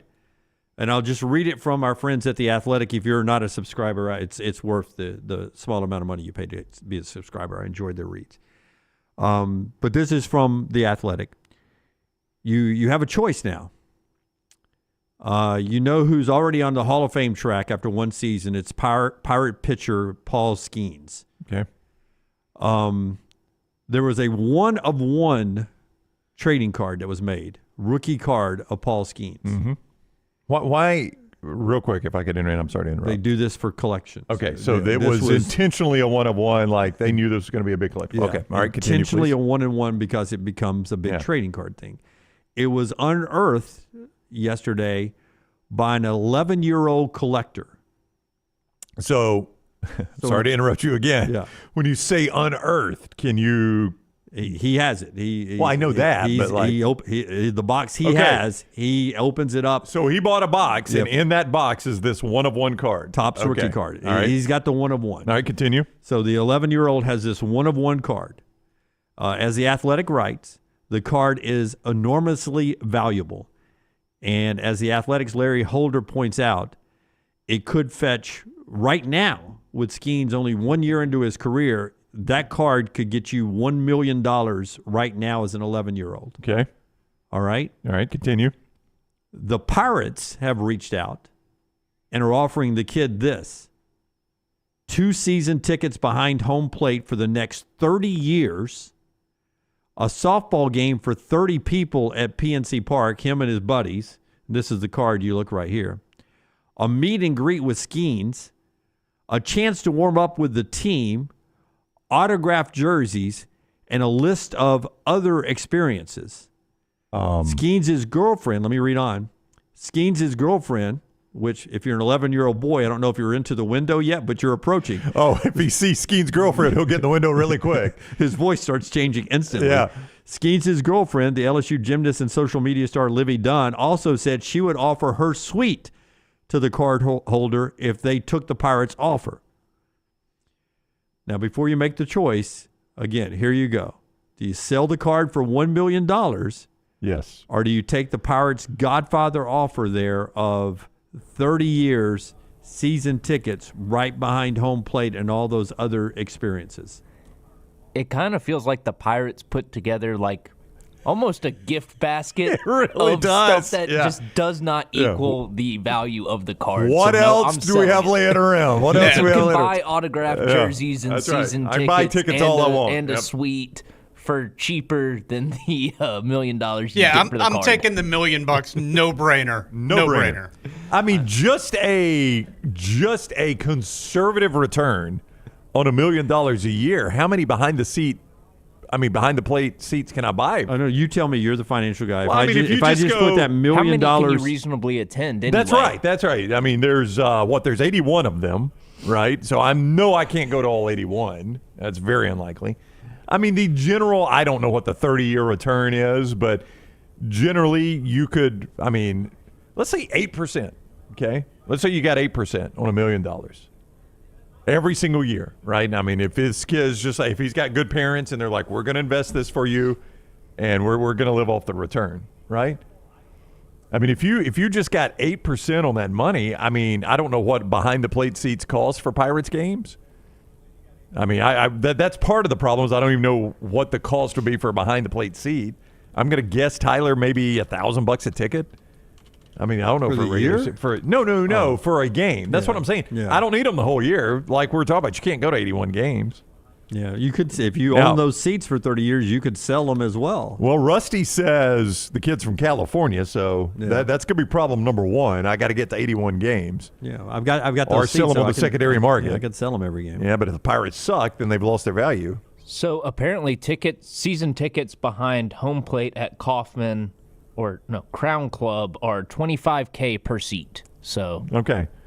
So first of all, if I just want to buy the seats outright, I'm in for $50,000. This doesn't make any sense at all. Now I know they said 30 years.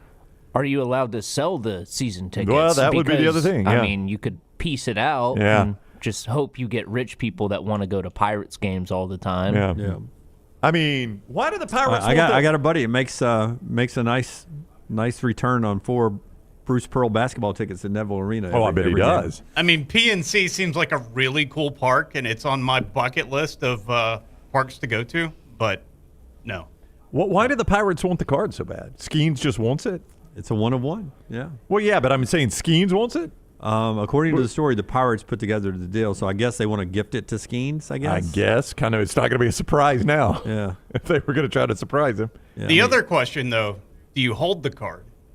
Well, that was where I thought Dunaway was going. I get rid of it as quick as I can. Yeah, Tyler and Scott, I thought that's where Dunaway was going is, do you hold the card or do you sell now for the $1 million and, bird in a hand worth 2 in a bush? I don't want Jane coming home from the PTA meeting and starts cleaning up my room because I'm a trashy 11-year-old kid and she actually throws the Paul Skeens card away. Yeah, well, I hope it's in a safe deposit box somewhere underground. There's also some people in the chat bringing up a good point. One, what is the kid's fandom because he just found the card at random? And also, does he even live near Pittsburgh? Well, they said California in the chat there, Tyler, so that is another issue. So those season tickets are worthless. Yeah, exactly. I mean, now I got to fly to 81 games. Yeah, They're not worthless. Yeah. Well, not worthless, but he is from the Los Angeles area. Yeah. What if he said, could I get those Dodgers tickets? Pittsburgh, would you buy me 30 years of Dodgers tickets behind the plate? Yep. Can I be the white guy with the guns, the jugs gun? No, you take the million. You take the million. Like, I don't even know guys that I would hold the card. No chance. I think I would just take the million. I don't risk, because what could a card top out at? I mean, the bottom could fall out at any time. That's right. It is always the market is what the market is, what somebody is willing to pay for it. Yeah, and I mean, it's a one of one, so you can't say it's like, oh, at auction this goes for this. This is my bottom price. Yeah. You Yeah. got to sell it for whatever you can get for it, and the hype for a one of one card will die off pretty quickly as soon as there's another one of one card. Yeah, I can't imagine this one turning into like the Honus Wagner, And Scott, I just looked rarest. at that. Yeah, I just looked at that, Scotty. And August 3rd of 2022, that sold for $7.25 million. So I think that's the most expensive card sale of all time. And it took how many years for that to get to $7.25 million? This kid will be dead by the time that happens. And trust me, Paul Skeens could pull every ligament in his body the next time he throws a baseball, right? Yeah. He throws it pretty hard. He does. Or yeah. goes to the beach with Livy Dunn. Either way. No, this is easy. You take the million. Yeah. I hope he's got good people around him. Let the kid spend a little bit and then invest it. And this kid ought to be set up, pretty good for his life. If he's got $1 million at age 11, Yep. this kid ought to be in good shape. I just thought that was I saw that last night and this morning bouncing around everywhere, and I was like, man, I never got those good cards, man. The most controversial one I got was somebody wrote Billy Ripken wrote something bad on the bottom of his baseball bat. F face. Yeah. Billy Ripken wrote F face, and you had that. All my friends were trying to find that. No, one. I didn't have it. It was just everyone was always looking for that. Yeah, for that was baseball. that card. was the old Billy Ripken card. Yeah. Which I don't know how many of those there were, but boy, it was a hot property in Saks. Everybody wanted that one. Yeah. The show today being brought to you by our friends at Hemphill. They bring you the lock every day. Before Brown tells you about Hemphill, I'll tell you about Lance's Lock, lanceslock.com. It's a wonderful website, easy to sign up for, where you get multiple plays every day. It's a variety of plays. Sometimes it may be 3 games. Sometimes it may be 13 games, depending on the winners he sees on the docket. So college basketball tonight, like Florida and South Carolina, and 13th ranked Texas A&M and 16th ranked Ole Miss. You can get plays right now at lanceslock.com, lanceslock.com. And, of course, with the big football weekend coming up, check it out at lanceslock.com. Yeah. Is it cold outside of you, Jim? Like when you went out there, did you notice? It is cold. It's not as cold as people are making it out to be. Jim, it was 10 this morning. What are people making it out to be? If you don't have to stand out in it, I mean, we live in the greatest country on the planet. I agree. I mean, I don't know how far I have to walk to get to my truck from Coleman Coliseum to the truck. I didn't really get cold last night until I got about 15 yards away from the truck, and then I was like, okay, it's cold now. And then I was in the truck and I turned on the heat. Okay. And then I got home and I walked, 50 feet, and I'm inside my house where it's heat. I mean, heat being the key here. Yeah. And if your heater goes down right now, that is going to be bad news. But if it does, forgot we were doing an ad there for a second. If it does, call our friends at Hemphill. Hemphill Services. If it doesn't flow right, drain right, or run right, Hemphill is the call you need to make 229-2900. That is 229-2090, 229-2090 for Hemphill Services, 229-2090. If that heat goes out right now, guys, that cold weather ain't going away. Make sure you get Hemphill. We don't talk about their plumbing enough, by the way. When we say if it doesn't flow right, that's plumbing. They'll take care of that for you as well. 229-2090, hemphillservices.com. Fortunately, that may be the ugliest toboggan I've ever seen. The one Scott's wearing? Yes. It's glorious. Does it keep you nice and warm, Scotty? Absolutely. Yeah. I'm not a big toboggan guy. I wore one yesterday. I got it. It's probably over there right now. It's somewhere. Well, I mean, I notice bald guys do it a lot. Who's bald? Not Scott. Bald guys do it a lot, which I wonder, like, I mean, do you just do that because your hair doesn't mess up and keep your head warm, or is there a lot of heat escaping through that dome? I would imagine a little of both, Brown. I don't have to worry about my hair getting messed up. That's but I right. wore it last night to walk from my truck into Coleman Coliseum and back, which kept me warm. Oh, kept me warm. Good. Had to take it off in the car because it's so warm in the car. It's so warm in the car. I'm not a big toboggan guy. Yeah. It was like 10 when I took the dogs out this morning. No, So that's tough. Yeah. Yeah, I don't disagree, Scott. That is tough. Well, it was cold when Maggie went and cranked my truck this morning.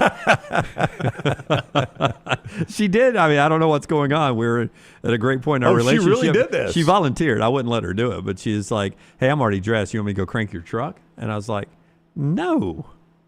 She goes, "It's 10 degrees outside. Let me go crank your truck." And I was like, "You're not cranking my truck." So, college football here before we get to Richard Hendrix and basketball coming up. Couple of things. First, this one. In the AP poll era, these are undisputed. You can't question these national championships, non-Alabama fans. The gap has closed on Alabama's lead at number 1. Our graphic today from our friends at CBS Sports. In the AP poll era, that's from 1936 on, this is the poll era national champions, 14 of them from Alabama. The Buckeyes have now slid into sole possession of second place with 9. Notre Dame and USC with 8. I mean, now look, they're still 5 behind. It takes you minimum 5 years. Minimum 5 years. Yeah. It takes you a long time to catch up. And Nick Saban could have closed that 5-game gap in a while, but I don't think we're going to see that out of Ryan Day. So it'll take a minute for them to catch up. But boy, that is impressive. 14 since what year? 36. 1936. That's in the poll era. So that is a recognized poll national champion, AP or coaches poll national champions, 14. That's a crazy number. I mean, Ohio State, if Alabama just falls off the planet, like if Kalen DeBoer can't get it done and Alabama goes back into the wilderness, I would say it would take Ohio State 20 years to close that gap. So I think Alabama, while the gap may be closing, I think they've got a 20-year lead right now. Like 5 national championships in 20 years would be one heck of a run, you know? Be a heck of a run. I mean, you almost turn your nose up at it because you saw what Saban did at Alabama. But again, that's not going to happen again, I don't think, ever in college football. I think that's a one of one, like the Paul Skeens card. So I would think it would take at least 20 years for Ohio State, Notre Dame, or SC, who are both at 8, to close that gap. There is a discussion, though, in a great line by Dan Wetzel, friend of the show. He called this the playoff of Northern aggression.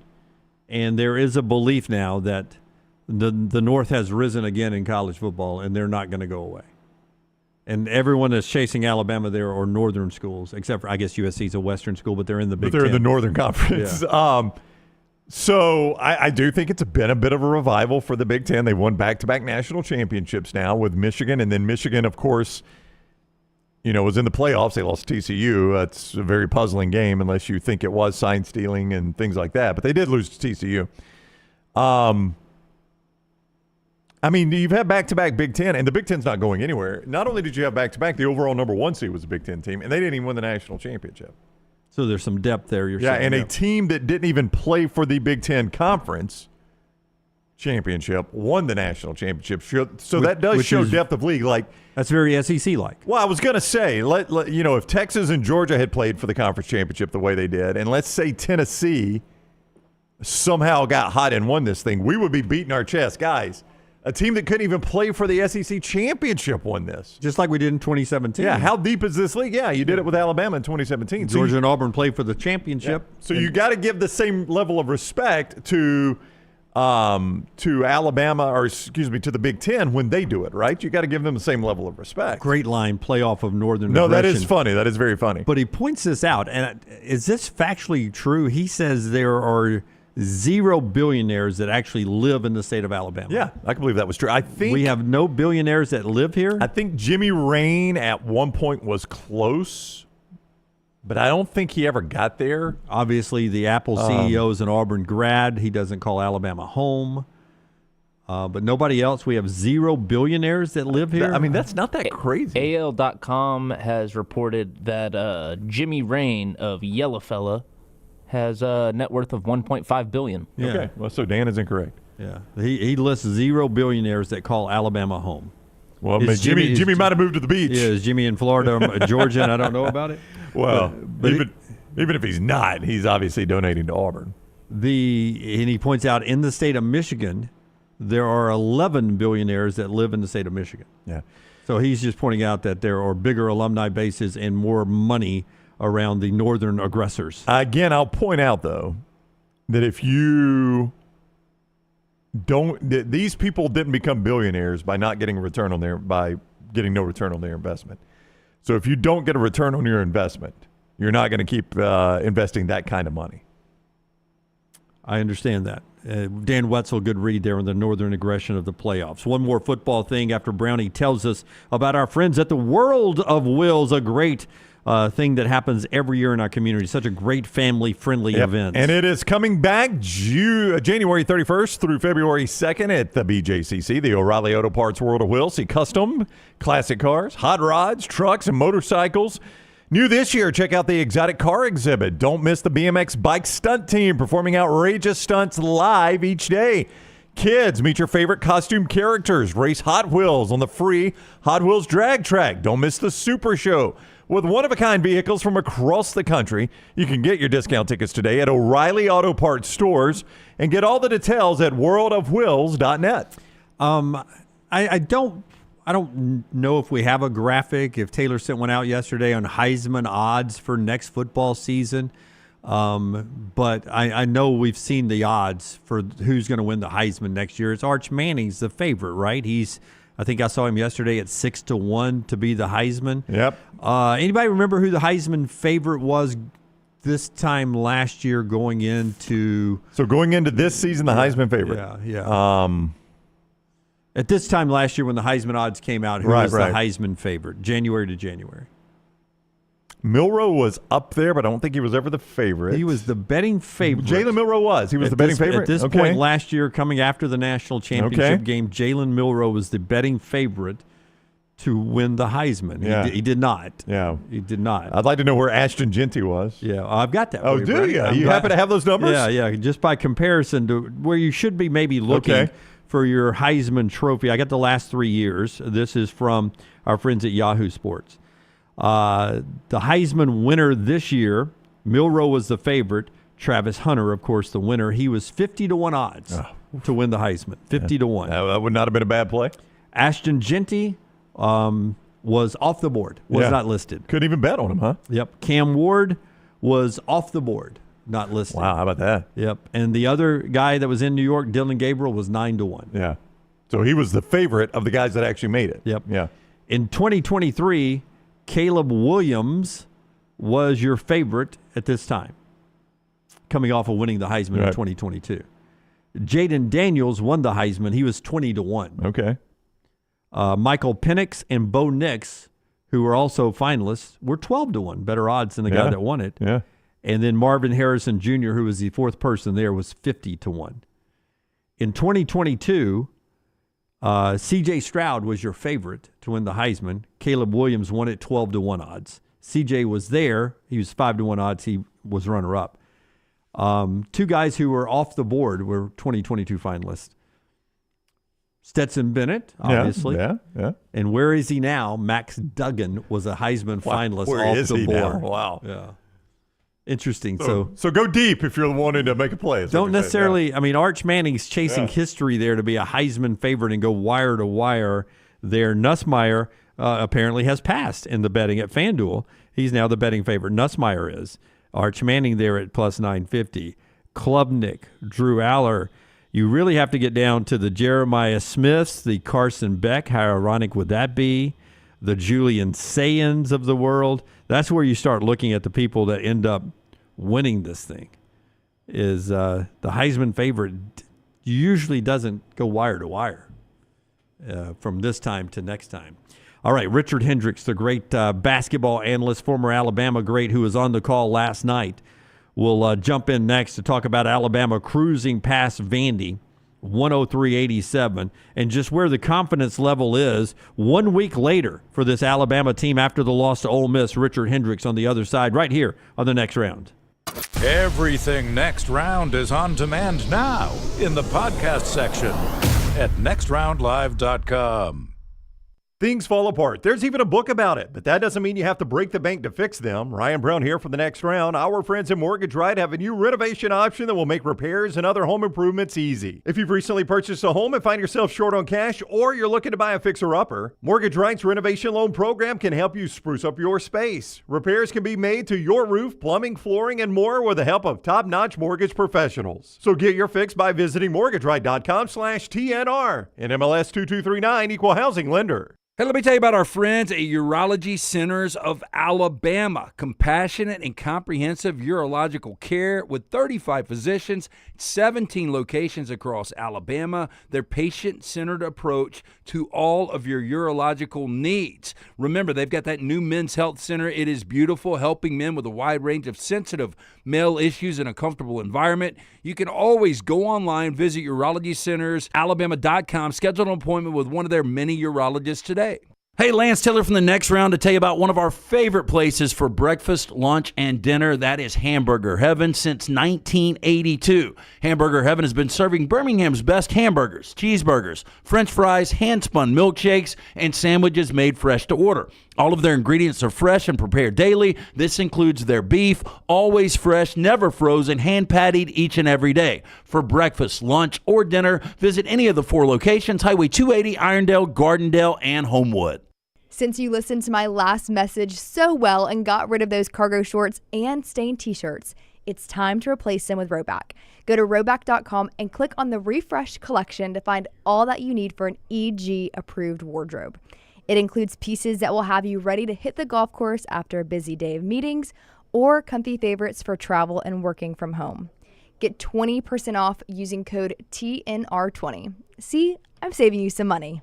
Follow Next Round Live on Twitter, Instagram, Facebook, and YouTube. The social media team at Next Round Live is dedicated to giving you daily news conferences and practice video from UAB, Alabama, Auburn, and around college football. Follow and compare to the sites you used to visit. You'll also get the latest highlights and news from the Next Round Daily Show. Turn on the notifications so you don't miss a thing. Next Round Live on Twitter, Instagram, Facebook, and YouTube. See more at nextroundlive.com.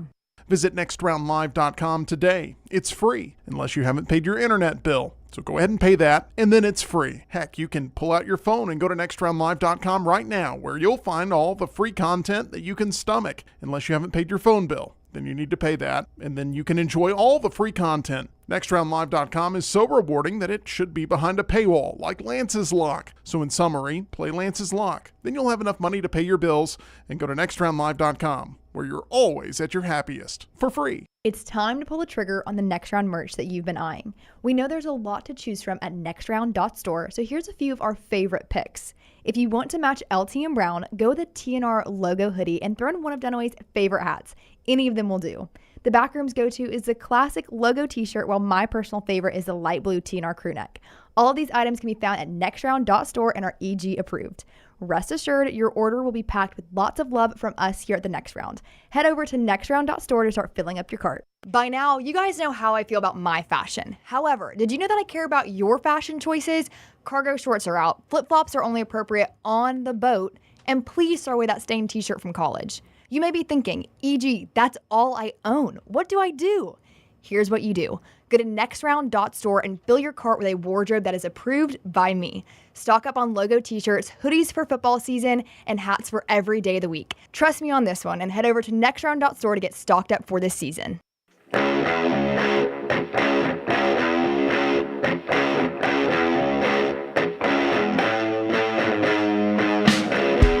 We're about to talk with Richard Hendrix about Alabama's win, confidence in the Tide right now, and more SEC basketball. But a crazy night again. After 18 of the top 25 in the AP lost last week, Ohio State won at Purdue last night. UCLA won against Wisconsin, 18th ranked Wisconsin last night. UConn had to go to overtime at home to beat Butler. Louisville is good again. They're 8-1 in the ACC as they won on the road at SMU. And Arizona State upset number 23 West Virginia last night. So craziness every night in college basketball. Well, Richard Hendrix was at Coleman last night. Wasn't particularly crazy. Alabama scored 100 again. That's become commonplace. Richard with the SEC Network and ESPN. What is up, Richard? How are you today, my friend? Doing great, guys. Thank y'all for having me. Yeah, we always appreciate you coming on. It was interesting. Nate Oats said Monday he had to extend practice because he was not pleased. He even kind of hinted that it was some of the same stuff that he saw prior to the game against Ole Miss, but Alabama showed whatever happened in that extended practice must have gotten their attention. That was almost not really ever a game against Vandy last night.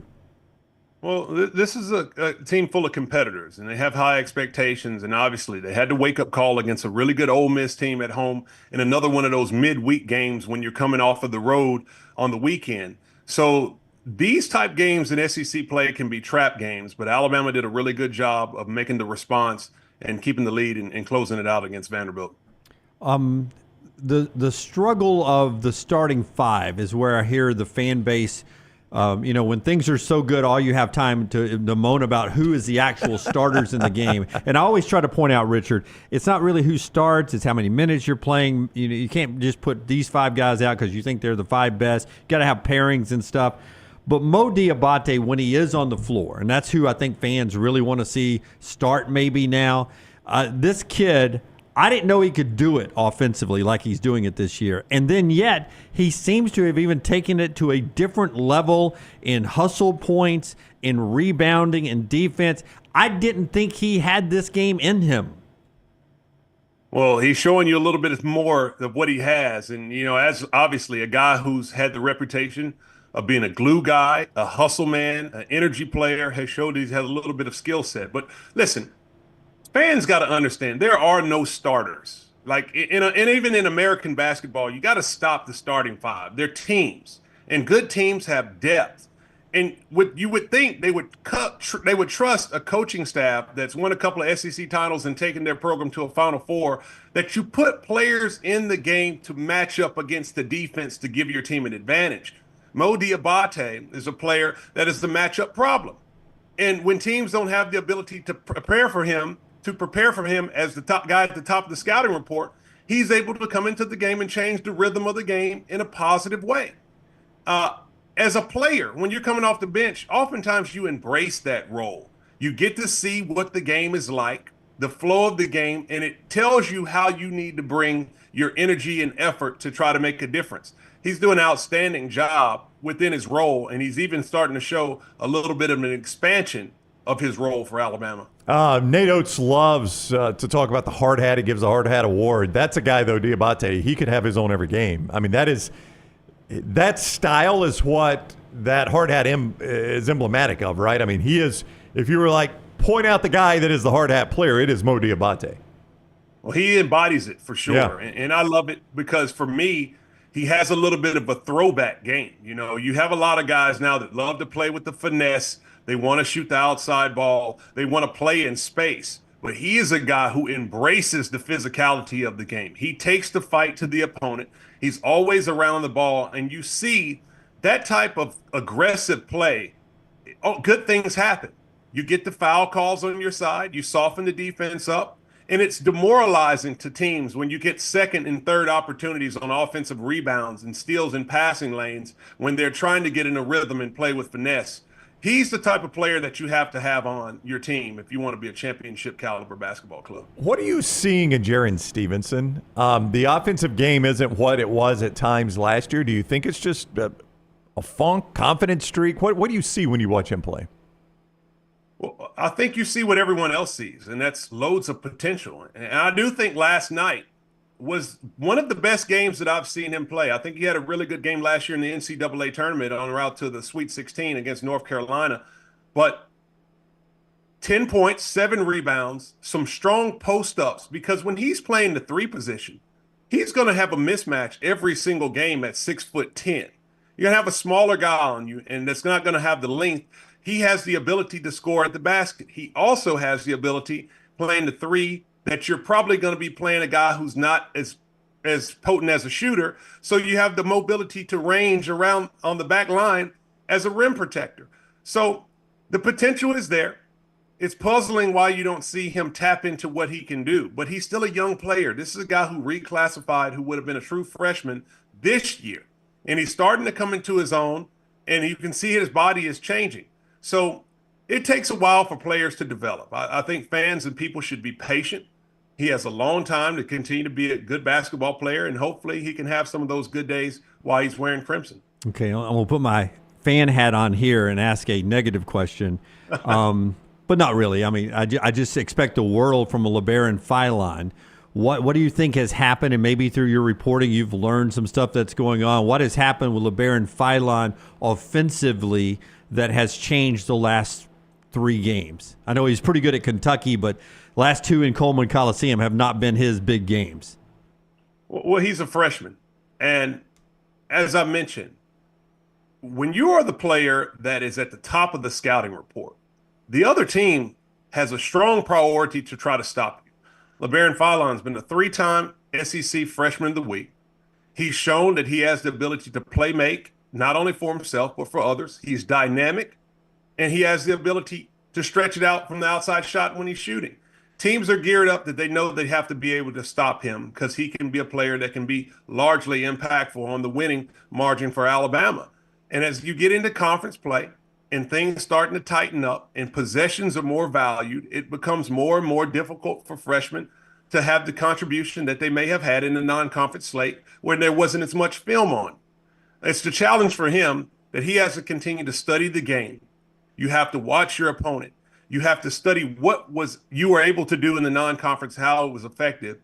And you need to find a way to figure out how to maximize the opportunities that you have with the ball when the defense is tight on. It's a learning curve. Everyone goes through it, and he'll be just fine. I'm interested on your thoughts on the progression of Aiden Holloway as a shooter. I mean, in that first half last night, I don't think you could have drawn up a tutorial of rotation of the basketball, how smooth it looked coming out of his hand. Man, I mean, he has a beautiful shot. But if you watch it, it all starts with 2 things. His feet, and he is always on balance when he shoots, and he takes shots that he can make. You know, oftentimes you see young players, they shoot tough shots of high degree of difficulty. They love to shoot off the bounce with the step back threes beyond the NBA range, but he does a really good job of using the offense to find the spots where he needs to shoot, and that's by design. You're going to make the shots that you practice, and if you practice shooting those type of shots at full speed, then you're going to be able to knock them down in the game. And he's talked so much about the work that he's put in with his shooting ability, and it's starting to show. You know, one of the most impressive plays, though, in the game for him, to me, though, Richard, was Vandy had a 3-on-1 run out, and Holloway gets back and makes a clean block. I mean, first of all, it was a heck of a hustle play, but second of all, that was a great defensive play by him. Oh, I loved it. You know, I was on the call, and I loved that play. That was a play that is a game-changing type play because here you have Vanderbilt. They're coming from behind. They need to get a big play. The turnover is made. Holloway immediately gets on his horse, gets back into the paint, recognizes that it's 3-on-1 barreling down on you, and the elevation to jump up top and to block that shot at the pinnacle. I mean, it's impressive for a 6'1" guard to make that play. And it's the mindset, because you'll see a lot of times smaller guards will concede that when they have guys barreling on them. But to make that play was huge. That's the type of stuff that coaches will show in the film room over and over and over again as an example of the type of attitude you have to have on the defensive end. I felt like the Vandy coach should have chewed some ass at that point. Well, 3-on-1, and I don't give it up. Yeah, but you can't let a 6'1". Yeah, you can't let a 6'1" guard stop a 3-on-1. I'm with you. Yeah, you got to give it up. I mean, you got to give that up. I want to ask you about the SEC tonight in Oxford. Number 13 Texas A&M, number 16 Ole Miss, 8 o'clock on ESPN2 there. Obviously, that's going to be a hard hat game. That's going to have two really good defensive coaches in Buzz and Beard there. But this Ole Miss team, after I saw them in person in Tuscaloosa, that team's scary, man. I know they lost at State, but that's a scary defensive team, isn't it? For sure. And I don't know. It might have been here. I think someone asked me, you guys asked me who was my dark horse, and I said I think it might be Ole Miss. You got a coach who's been to the national championship game. Ole Miss is returning 3 starters, Jamin Brakefield, Matthew Morrell, Juju Murray. These guys have experience. They're tough. They play physical. You import some guys from the transfer portal, Padula, Dre Davis from Seton Hall, who wins the NIT.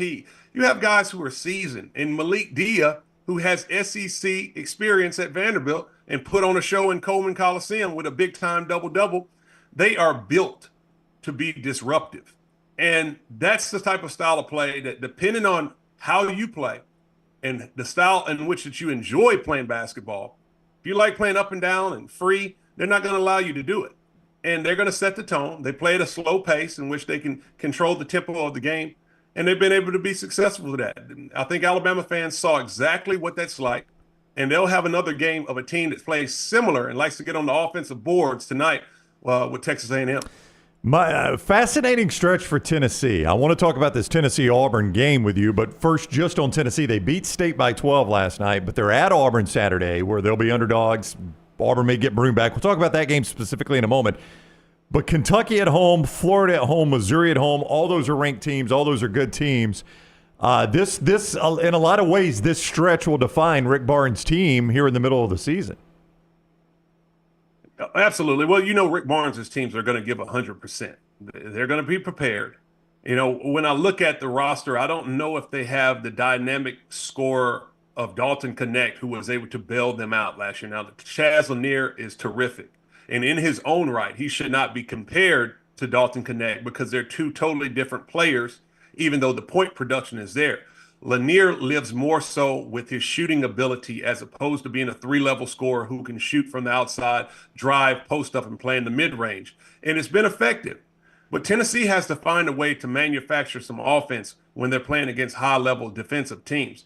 It's going to be a good one against Auburn. Auburn is a team that I've spoke highly on. They can play multiple ways. They can play up-tempo. They can slow it down. If they have Broome back in the lineup, you have a post player who can demand a double team. But Tennessee's been number one in the country, and I think they benefited from that from some other teams slipping. But at the same time, this is still a powerful team, and their biggest weapon is the fact that they play with so much synergy. That's a true team. They seem to like each other. They have veteran leadership, and the true point guard, maybe I think the best point guard as far as running the show is concerned, is Zakai Ziegler. But they got a tough one in front of them, but that's just the SEC this season. Yeah, and Ziegler's an experienced guy going to Neville Arena. That's the type of guy you would want. But Auburn's backcourt has been extremely good. I mean, we talked about Philon, the freshman, earlier. Tahad Pettiford's had just as good a year as a freshman. I mean, this guy, as a newcomer, has been tremendous for the Tigers. Well, he jumps right in off the bench, and he changes the entire game. Deep shooting range. He's impactful on the defensive end with his tenacity. He can get into the paint and create for others. But Auburn comes at you at waves. I mean, it's not just Janai Broome and what he's able to do on the interior. You've been able to see what Bruce Pearl has been able to do as far as making adjustments without playing with the weapon that many thinks is the national player of the year.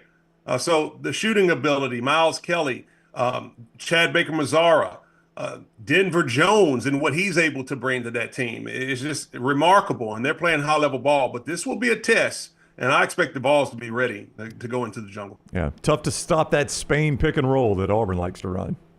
Well, I played in Spain for 3 years. I know a lot of people talk about that action. I played there for 3 years. There are some ways you can stop it, but just with anything, it's always going to be personnel-driven. If you don't have the Jims and the Joes, then I don't know how much it matters that you have good X's and O's. Last time Richard was on, I had seen a TikTok of that Spain pick and roll, and I could not remember the name of it during the interview, so I sent it to Richard. He's like, yeah, that's the Spain pick and roll. I played in Spain. He breaks it down. So you know what I do? I cut and paste, and I send it to Stephen Pearl. And Pearl was like, dang, Brown, how did you know about the Spain pick and roll? And I was like, no, Richard Hendrix told me all that. Yeah. that was a cut and paste. I'll make sure to tell Stephen, no, I won't tell anybody how they might potentially stop it. I'll let those guys on the staff, they can do that on their own. That's outside of my pay grade to let people know how you guard it. They need to figure it out. Pearl was blown away, though, for a minute that I knew the Spain pick and roll. I had to tell him that's all for Richard Hendrix right there. Richard, thank you very much for the time. Always good talking with you. Thank you, guys. Enjoyed it. All right, buddy. Take care. Richard Hendrix with us on the JohnstonRVCenter.com hotline at rhendrix35. To follow him on social media and see him on the SEC Network and ESPN. Fantastic human, great analyst there is Richard Hendrix. The show brought to you in part today by our friends at Way to Wellness, your journey to healthy living. Blood pressure, cholesterol, weight loss journey. You can start with Leslie and her board-certified team right there. planforme.com is a website. Go check out Way to Wellness, your journey to healthy living there. There's no contracts. There's no sign-up fees. Your first consultation is free. Let's see which protein bar. What you got today? Yeah, I like that one that tastes like the $100,000. I don't know what they call it. Yeah, I don't have that one today. I'm going to go with the one that's like the payday. This is a peanut brittle one today. Yeah. I'm going to be having that one at 11 o'clock here. Peanut brittle protein bar. Meal replacement, which is the plan I'm on there. They've got the injection therapy as well. All those great ways to lose some weight. Check it all out at planforme.com. Wonderful folks there. And our 4 Downs brownie. Time for that, brought to you by our friends at Slice Pizza. Yeah, slicebirmingham.com. 5 great locations throughout Birmingham. Some of the best pizza you'll ever taste. I love that soul pie. It's got the black-eyed peas, Conecuh sausage, turnip greens. It is fantastic. I was telling somebody about it the other day, like turnip greens on a pizza. And I'm like, do not talk to me in that tone of voice until you've gone to Slice and tried it. Slicebirmingham.com, slicebirmingham.com. First down. Okay, I don't understand this, I guess, but a lot of people are writing this. The latest to do this is Matt Hayes. He thinks that Ryan Day, after winning the national championship, should walk away from that toxic fan base. I mean, where's he going to walk to? He probably could find a job at some point. CBS? Sit out a year. I'm going to give up. All right, was it tough? Yeah, it was tough. And Bruce Feldman writes a very nice article in The Athletic and the New York Times about, how tough it was. Some of the history of the Day family, which he's been open about. His father committed suicide. On the day, ironically, that they won the national championship. Which had a lot of significance for that family, which is one reason Day was saying some of the things he said and was acting, the story we could tell and things like that. But if you step back and think about it, is it toxic? Yeah. Where am I going to find a better job? Yeah. If I want to coach, where am I going to find a better job? By the way, all the good jobs have toxic fan bases. Yeah, I mean, you're not you call it toxic or what? Do you think Kalen DeBoer has hurt a little bit this year? Because it's a tough fan base. Alabama's a tough fan base. They expect a lot out of you. I should rephrase it that national media people would call it toxic because we care about our football so much. Right. I mean, do you think Sherrone Moore heard a lot in his first year at Michigan? Of course he did. That's a demanding fan base. When you coach for a big-time program, they're going to have a demanding fan base. That's how they become a big-time program. And national people are going to call it toxic. That's right. Fan bases that don't expect crap out of their coaches, you know what they have? They got a mid-program. Yeah. You cannot find one that is a premier college football program that doesn't have a demanding fan base. Yeah. So Matt's right. It's toxic. I mean, there are bad sides to the Alabama fan base, the Ohio State fan base, and you don't run to the NFL and get away from that either. By the way, do you think Philadelphia's got a demanding fan base? Yeah. I mean, you're not going to escape that unless you just go coach a mid-level program that's going to be happy with going to bowl games. So my question is, who's at their job longer, Ryan Day or the guy you believe the seat's heating up on, Dan Lanning? Who's at their job longer? That is a good question. And again, when I say seat heating up on Lanning, I agree with you. I'm not saying he's going to get fired, but I am saying at some point that fan base expects a national championship. And just getting close, just being in the playoffs, just winning Big Tens. I hate to say just about all those because those are all great accomplishments. But at some point, that's not going to be enough. But you didn't last year. You missed the playoffs because you couldn't beat Kalen DeBoer in Washington. And this year, you beat everybody. You were the number 1 seed. You're playing at the Rose Bowl, and you get blitzed. That's right. Yeah, and that's not going to be enough. Second down. My time was up. I'm gonna go. I'm gonna go Ryan Day's there. Yeah, way to keep it moving. I'm gonna go Ryan Day as well. I feel like still Dan Lanning will leave even that NIL money and come back south at some point. We'll see.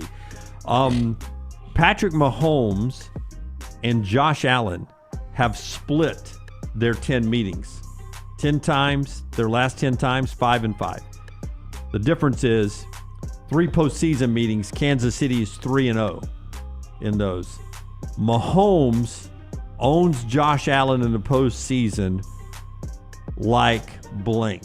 The last time you saw an athlete or a team own somebody, who does it remind you of? I know it considers a little I don't. This is super localized that I guess the rest of the country noticed it, but Nick Saban owned Kirby Smart. There was the one time Kirby broke through, and we'll see if Josh Allen can do that. But Nick Saban absolutely owned him. He could not beat Nick Saban. That was the first one that popped in my mind. And those were all big games. I'm trying to think of a.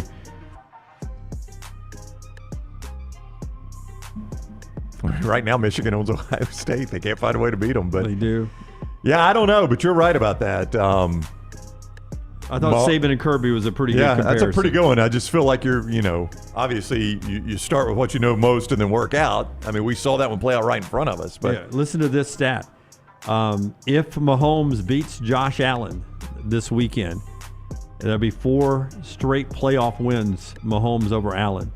No quarterback in the history of the NFL has ever beaten another quarterback in 4 straight playoff games. Wow. In the history of the NFL, you've never had one quarterback beat another quarterback 4 straight times without the other quarterback getting a win. Yeah. That's pretty remarkable. Yeah. Brady and Manning went back and forth a lot. It felt like Brady, obviously Brady got the best end of that. I'm not going to say it felt like he owned Peyton Manning, but it did feel like he got the best end of it. Yeah. I guess another one would be, and this is not quite to this level, but Oklahoma State has enjoyed probably their greatest run in football history at their school, and Oklahoma has absolutely owned them. They can't beat Oklahoma to save their life. Now, they don't play them anymore. But when they played them, they couldn't beat them to save their life hardly. Yeah. It seems like Michael Jordan probably has an answer in there somewhere, but I don't know. Basically against everybody. Yeah. It was the whole Eastern Conference at that time. Yeah. Let's do third down. Third down. Happy birthday. I got a couple celebrity birthdays for you. And everybody jump in here. Happy birthday, Caitlin Clark. That's right. Caitlin Clark, Jim, celebrates a birthday today. Let me guess, 23? I can't find my birthdays now. My birthday's disappeared. I was going to tell you how old she was. I've got both birthdays, but I need to pull up the age. Caitlin Clark is 23 today. Very good, Lance. You got it. When it's all said and done, will she be considered the greatest female athlete of all time? You guys. Scott, quick in on this one. Yeah. Absolutely not. Who is it, Scott? Serena Williams is going to be good. Yeah, Serena was the first one. I mean, as far as like domination of her sport, it's Serena. Yeah, I think there is a generation before the one we're living in now that would have said Mia Hamm and what she was able to do with the women's soccer. Still not to the level of Serena. Serena's Mia Hamm. Yeah, Serena's my answer. Yeah. Serena's my answer. But I was saying before Serena, the generation before that, it was Mia Hamm. Mm-hmm. And Caitlin Clark, obviously big TV numbers and stuff. But I don't even know if she's going to be. How'd you phrase it? Best athlete? Best female athlete of all time. Yeah, I don't even know if she'll be the best female athlete in the WNBA. Who is that? She'll be the most. I just think there are a lot of good athletes in the WNBA. She's an unbelievable basketball player and will win a lot. But there are some people that are winning basketball games in the WNBA. Serena Williams, I think, is the answer, and it's going to be hard to pass her. Also, happy birthday today to Guy Fieri. Is this fourth down? I'm sorry. Fourth down. My apologies. I'm so nervous. I don't get to do this very often. Guy Fieri today celebrating a birthday. Burger guy, right? Diners, Drive-Ins, and Dives is where Chicken guy. I do think he's got a chicken restaurant now, but that's where he made his name. Does he have the hair, the straight-up hair? He does. Yeah, you got the guy. Yeah. My question to you is, what do you look for when you're on the road for a great restaurant, non-chain? What do you look for from the road that says, because here's a story. I had to leave the show early Friday. My wife and I were headed to Nashville, and I recommended a restaurant, and we drove by, and as we're driving by, she goes, not going in there. Because when I go somewhere, I like to find the dive, right? I like to find the dive, and this is 100% a dive, and rarely does my wife wave it off because... Well, let me ask you, would she have eaten at the... I'm going to say Tomato Shack, but I'm not sure that was the name of it. What was the name of that place? It was on the banks of the Mississippi. Yeah, Tomato pie or something like that. Yeah, she would have probably eaten there. So this place looked worse than that. Okay, wow. Okay. Yeah. Wow. So worse than the original Dreamland? I don't remember that being that bad now that I think about it. Yeah, probably worse than that. Yeah. This place is old now. It's been there a minute. But she completely waved it off and then doubled back. She was driving, so she hooks at you to go back to the road. And as she passes it again, goes, oh, hell no. I ain't going in there. I mean, she was a complete shutdown on the place. No, actually, I'm going to say this in a typical Jim way where I'm going to compliment you, and it sounds Like an insult. Yeah. But the only thing I like about traveling with you is that you are really good at picking out of the way restaurants. So I enjoyed that about our trips. You could have made that not an insult by just dropping off the only thing I like about traveling. Anybody could do that, but not Jim. Yeah. Okay, for me, I need to see cars in the parking lot. Yeah. I mean, if nobody's there. Well, some of that depends on the time, though, Scott. Like, if you pull up at 11:30, 12 o'clock and nobody's there, you're like, this can't be a good lunch place. But if it's 2:30 in the afternoon. Yeah, if it's 2:30 in the afternoon, you might let that one slide. Tweener time. Yeah. I still expect to see something. Right. You need some action. Barry says always holes in the wall.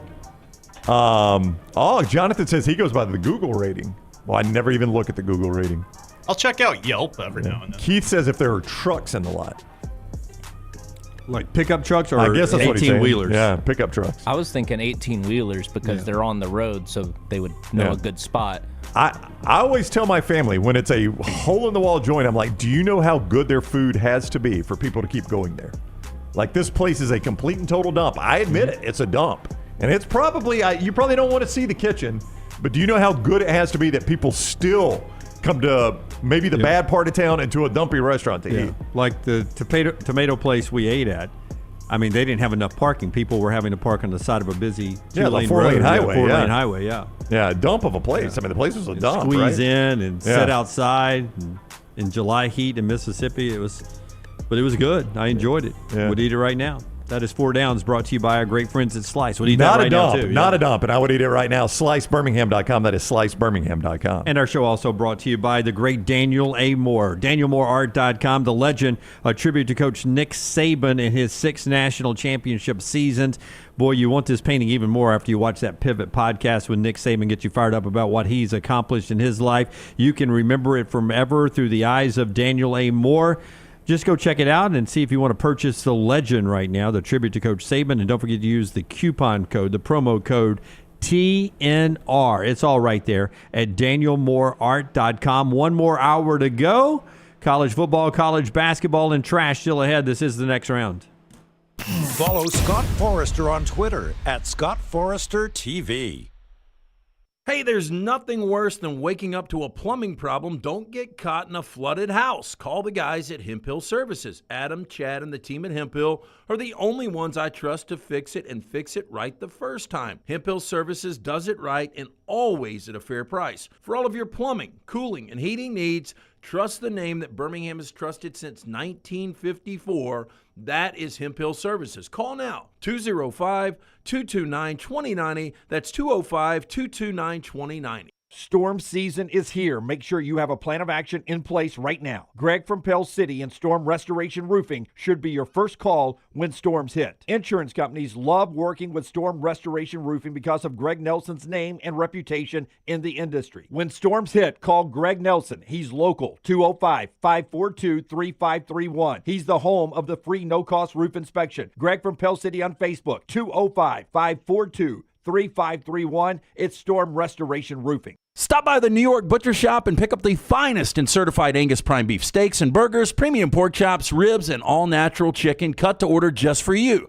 Their chef-prepared entrees and side dishes are the perfect dinner-to-go choice for your family and are ready to heat at home.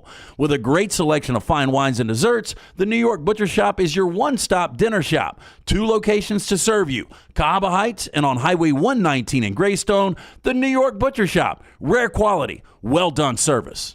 Looking for a great place for that boring meeting? Leave the office and go to the Golfus. What about corporate events like board meetings, sales meetings, customer appreciation events? How about the Golfus? Watch parties for football and basketball, parties for birthdays or couple showers. The Golfus is a great place for those. The Golfus has Birmingham's best golf simulators and man caves in Vestavia on Highway 31, opening soon in Trussville and on Highway 280. Bring whatever you want to eat or drink, even bring your own clubs. Get out of the office. Go to the Golfus. Book your spot now at thegolfus.com.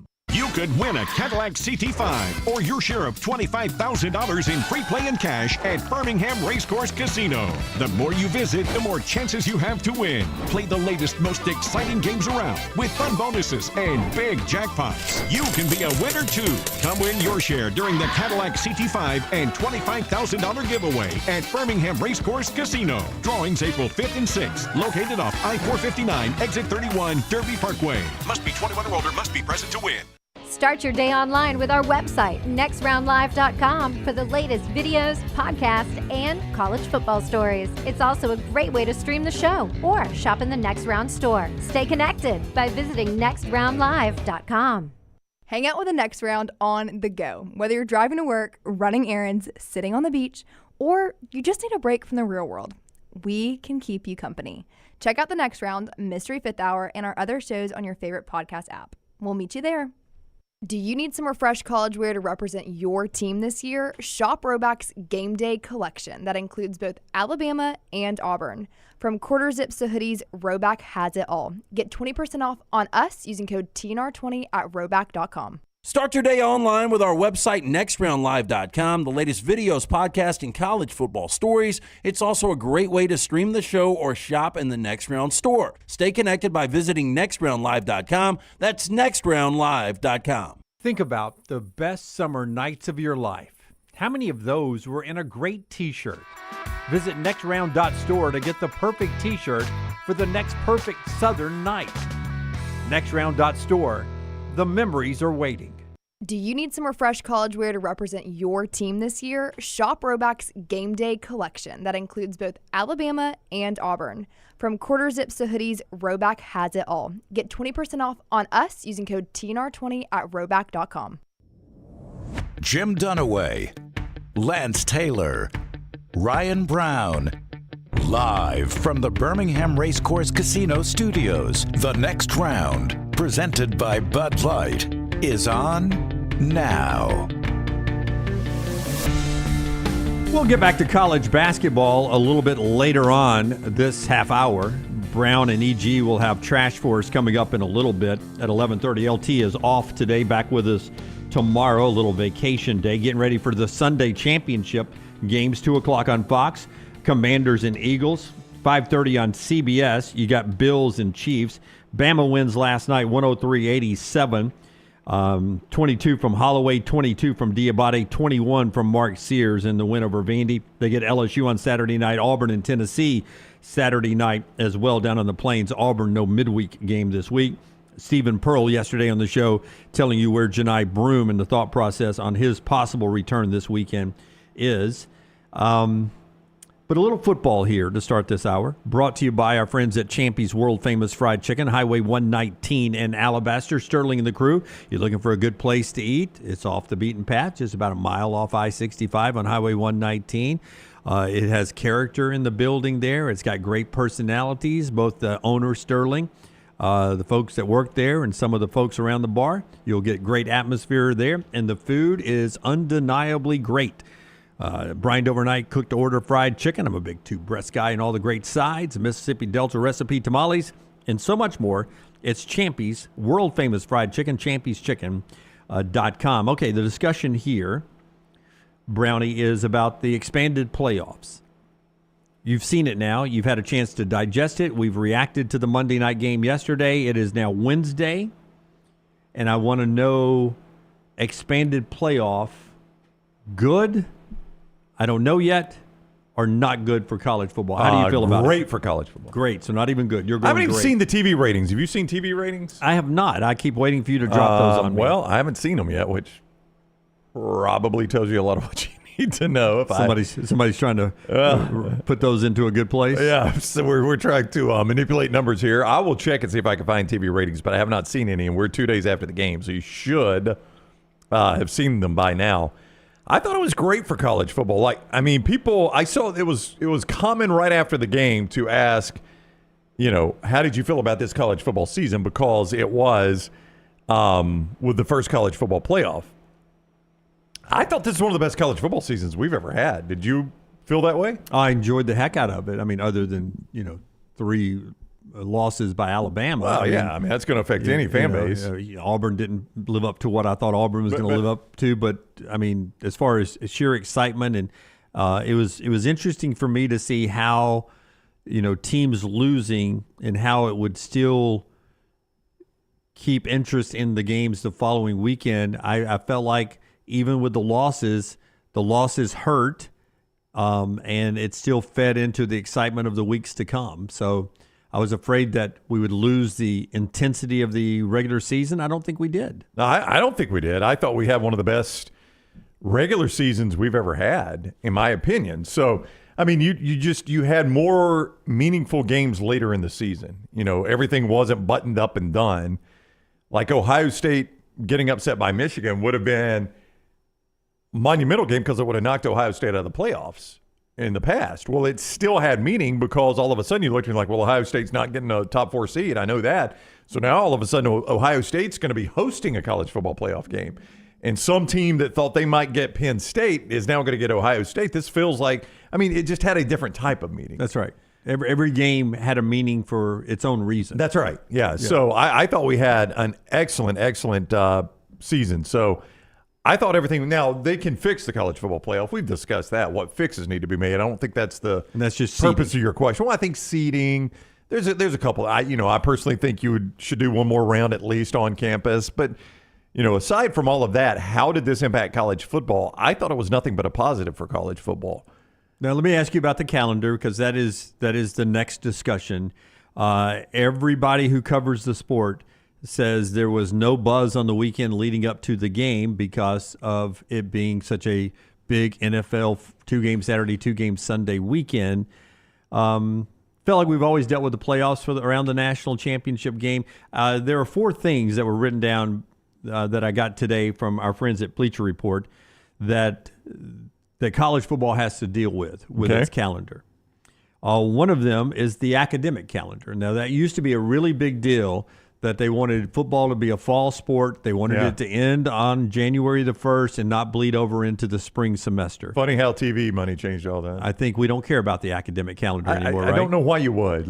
In fact, I think we play playoff games in a Did we play playoff games in a finals exam week this year? It was always, yes, we did. We used to, sports used to go dark for final exams. But it was always weird to me how we worried about that with football. But basketball, who travels way more than football, we've never once worried about that. They play half their season in one semester, and then if you're good enough, the entire other end of your season's in an entire semester, basically. Yeah. I mean, most schools are wrapping up the spring semester around the 1st of April. And they're always out of class.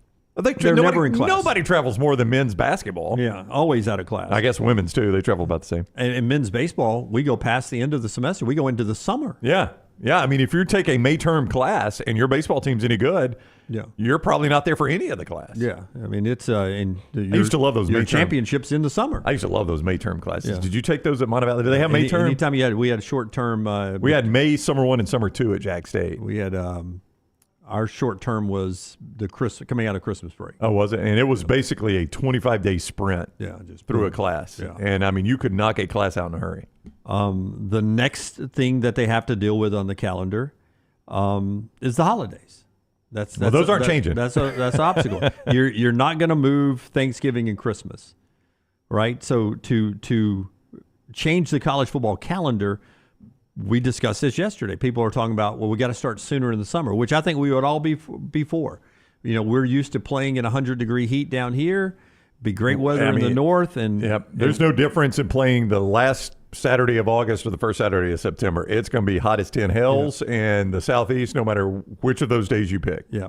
But the question is, do you want to move rivalry weekend off of Thanksgiving weekend? That's your big issue, yeah. So the holidays and then dancing around Christmas break. Yeah. The other option would be trimming a regular season game, going back to 11. That's giving up money, though. It is. I don't think there's any appetite for that.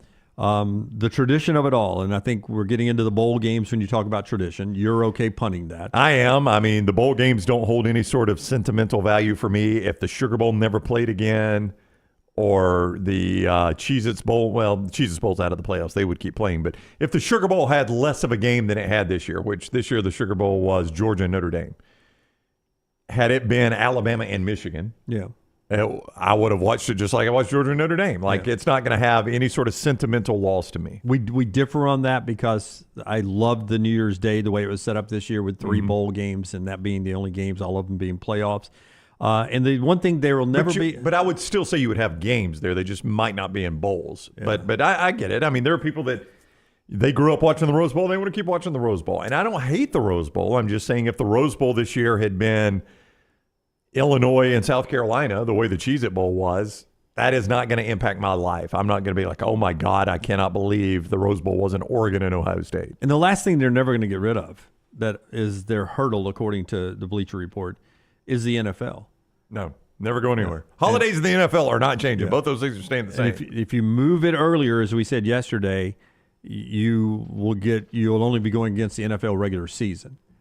And that could help, but you're still going to be going against the NFL regular season. If you had moved it back a week, all right, so let's just do this. If you move it back 1 week, you would have moved it back. You would have to come off Monday because the NFL has a playoff game on Monday of Wild Card Weekend. If you move it back 2 weeks, you could still play it on Monday. You're coming out of the end of the regular season. Playoffs are set.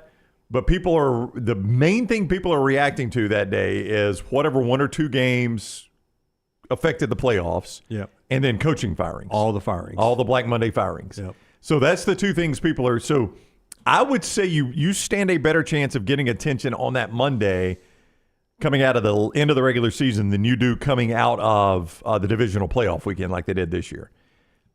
I mean, maybe if they move it, I'm wrong about that, but I feel like you got a better shot. But that's going to require 2 weeks. You got to move back 2 weeks to get it the week coming out of the regular season. I mean, they like that Monday. TV likes that Monday, as we said the other day, because they believe the football fan, the habit is I'm looking for football every Monday night. And the Monday night coming out of divisional weekend is the first Monday night you don't have a football game since going back to August. So they believe that you as the football fan, you're doing one of these right here, Dunaway. I need football, man. I got to have my football, and there it is again on Monday night. Whenever these TV numbers come out, I don't think they've been released for some reason. Whenever they come out, we'll see how that test worked. Let's do our McCurry spotlight right here, Tyler. If you can pull up the spotlight for me, and then hit it, and we will tell you a couple of more college football things here, and then jump back into basketball. The College Football Spotlight.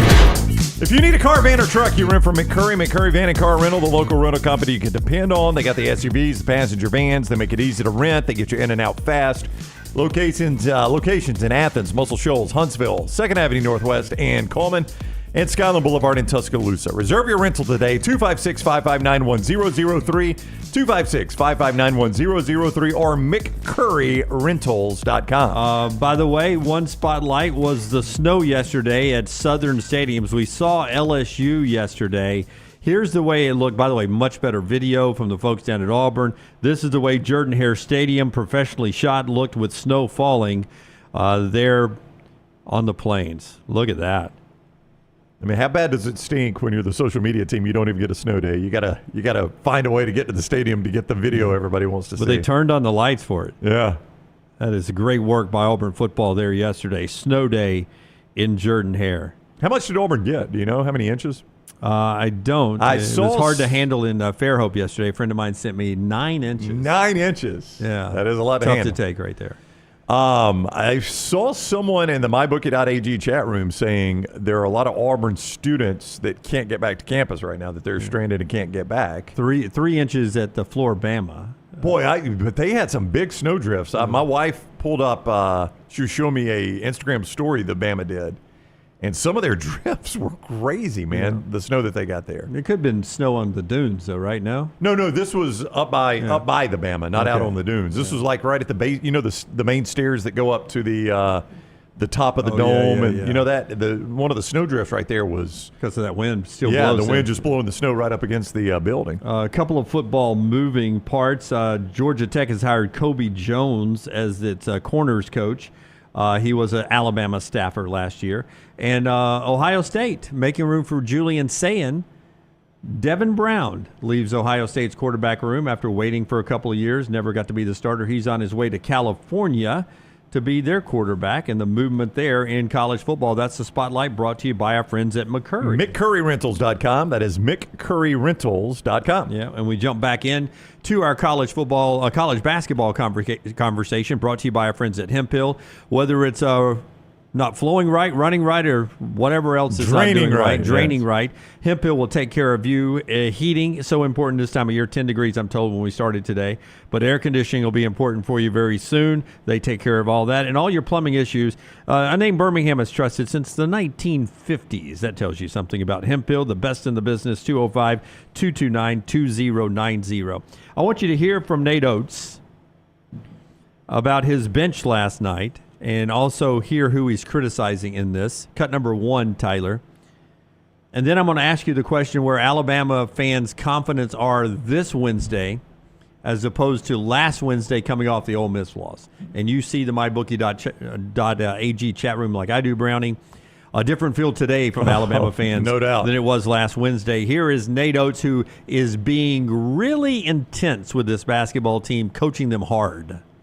You know, we're off tomorrow. We play Saturday. When we come back on Thursday, some guys are going to have to decide how good they want to be, how much effort they want to give on a defensive end, because the effort we got in the second half is not going to win us any championships this year. But solid win. You know, some guys played well. We got a lot of scoring off the bench. I think most we've had all year. You know, I thought Holloway was good. Holloway was plus 21 when he's in the game. You know, if you look at all of our bench, to be honest with you, like Diabate plus 26, Holloway plus 21, Youngblood plus 17, Aiden Terrell plus 12. Those are the only guys that have a double-digit positive plus minus. You know, our starters didn't get us off to a good start to start the game and didn't get us off to a very good start the second half either. So, you know, we got to get some better leadership in the starting group to get us better starts to both halves moving forward. But really happy for Diabate. Really all 4 of those guys off the bench. Did they win or lose, Jim? He is riding Sears and Nelson and Stevenson and Philon and Cliff Omori like nobody's business. He really is. I mean, that is a coach. I mean, he made that sound like, what is the closest Vandy got? I think they cut it to 9. Yeah, it seemed like it was a 9 to 17-point game all the night whole long. second half, yeah. And, I mean, he makes it sound like Vandy was a threat to win that game, and they were never really in that game. Alabama kept them at arm's length, but I mean, with this roster, I don't know that he expects perfection, but I think he expects close to it. Well, they did give up 56 points in the second half to a Vandy team that Little T and I were joking at halftime looked like at times they had 5 players on the floor that would not be the first 5 picks at the Nashville YMCA. Maybe so. And Taylor and I looked at each other. It is hard to look at that team and say they just beat Tennessee. It doesn't make sense, does it? It doesn't. No. But they did. 27, if I've got this right, I'm trying to pull the number up right here. 27th 100-point game under Nate Oats. 16 since the start of last season, which is number 1 in college basketball. Yeah, so in a year and a half, they've got more 100-point games than anybody else in college basketball. Yeah, it means a lot to him. They scored it with 59 seconds to go to 101. Scored another one to make it 103, and then he called the Dogs off with about 25 seconds to play. So they get to that 100-point. Where's the confidence? You've seen the Bama fans all morning. Yeah, but real quick, you've said it before from the people you talk to inside that program. I know this sounds stupid to say, but getting to 100 means a lot to them. It means a lot to him for sure. To Nate Oats, putting 100 on the board. I think your confidence level is probably back up to where it was before Ole Miss. I think the Ole Miss loss now just kind of looks like a blip on the radar screen. I've heard more and more fans talk about that was a brutal physical game against Texas A&M. You got to travel back, quick turnaround against a really good defense against Ole Miss. I'll admit, last Wednesday, Brownie, I was down. I was like, I know. I think a lot of people were. Is this team really going to stay in the hunt all season long? You score 64 against Ole Miss, and your next 2 games are 102 and 103. You've almost doubled your point output in the next 2 games of what you had against Ole Miss. And the good news is, if you're Alabama, you don't face Ole Miss again. Now, you're going to face some teams that play defense statistically as well as Ole Miss, primarily Auburn and Tennessee. But you don't face that Ole Miss defense again. And I think a lot of Alabama fans are now willing to say something you said the next day that somebody had told you kind of around the Alabama program. You plug in 2018 Texas Tech and you see 2025 Ole Miss, 24-25 Ole Miss. in that they're just doing what Chris Beard does on defense. So I think you got a lot of Alabama fans right now that will look at this team in their last 2 games against Kentucky and Vandy. Nobody's making Vandy out to be world beaters, right? I'm with you. I watched that game last night. I was like, how in the world did Tennessee, even in Nashville, lose to this Vanderbilt team? Nobody's making them out to be world beaters. We told you going into the game where their defense ranked in KenPom, and it's much closer to Kentucky's than it was Ole Miss. But I was just going to say real quick, I think a lot of people are willing to write off that one SEC loss is Chris Beard with a masterful game plan. And the good news is you probably don't have to face that game plan to win. Well, you certainly don't, again, to win the conference championship. You don't have to face Chris Beard's. You don't have to face that in the NCAA tournament, maybe, right? I mean, maybe that was the one-off. Maybe Chris Beard just diagnosed that you had a crap night. He was contributing to the crap night, and that's something of the past. Obviously, in Vegas, Auburn is the betting favorite to win the SEC regular season championship.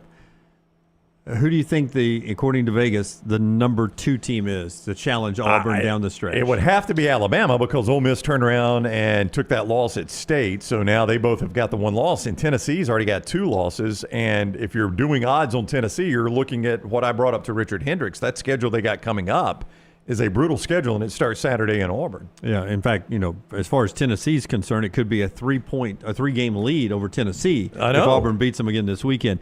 You're right, Brownie. It's Alabama from our friends at Bet Online. These are the betting odds to win the SEC regular season. Graphic out at our social media platform right now. Auburn minus 220, Bama plus 450. And then a big gap between Auburn and Alabama, then a big gap between Alabama and Tennessee, and then it's a humongous gap between Tennessee and everyone else. You go from plus 850 to plus 2,200 for Florida, 2,300 for Kentucky, 2,400 from Ole Miss, and then A&M, Mississippi State. And down at the bottom, Arkansas, LSU, and South Carolina. Did you see the release yesterday from Vice Sports? I can't believe Arkansas is there. From Vice Sports. Coming February 10th, from the announcer, I think, who also is the announcer on Yellowstone. Okay, I don't know who that is. Previously on Yellowstone. That's all he does? I don't know. It's an announcer that does either commercials during Yellowstone or whatever. The same guy that did this for Vice Sports yesterday. It sounded like him. Calipari, Razor's Edge. 6-part docuseries, February 10th, behind the season of Arkansas Razorback basketball. They dropped a trailer yesterday. Behind this year's season? Yes. Oh, my gosh. That's going to be painful to watch. I mean, it seems unfortunate in the timing. They got 5 losses to open the conference schedule. Yeah, by the way, if you're not paying attention, John Calipari is 0-5 in SEC play.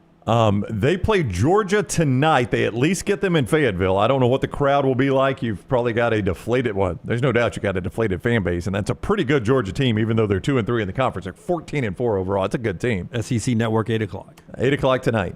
You play Oklahoma after that, who's right above you in the standings. You got a shot at that one. You get those 2 at home. They may want to get one of those because after that they're at Kentucky. They're at Kentucky. Here goes Calipari back into Rupp Arena. How do you think that's going to go? Yeah. They're at Texas, who's not world beaters, but just playing them on the road. They host Alabama. And then you get LSU. There's a shot to get a win. But there again, if you don't get that one, it's going to be a minute before you win another one because you're at A&M, at Auburn, and you host Missouri after that. You see the trailer there from Vice Sports.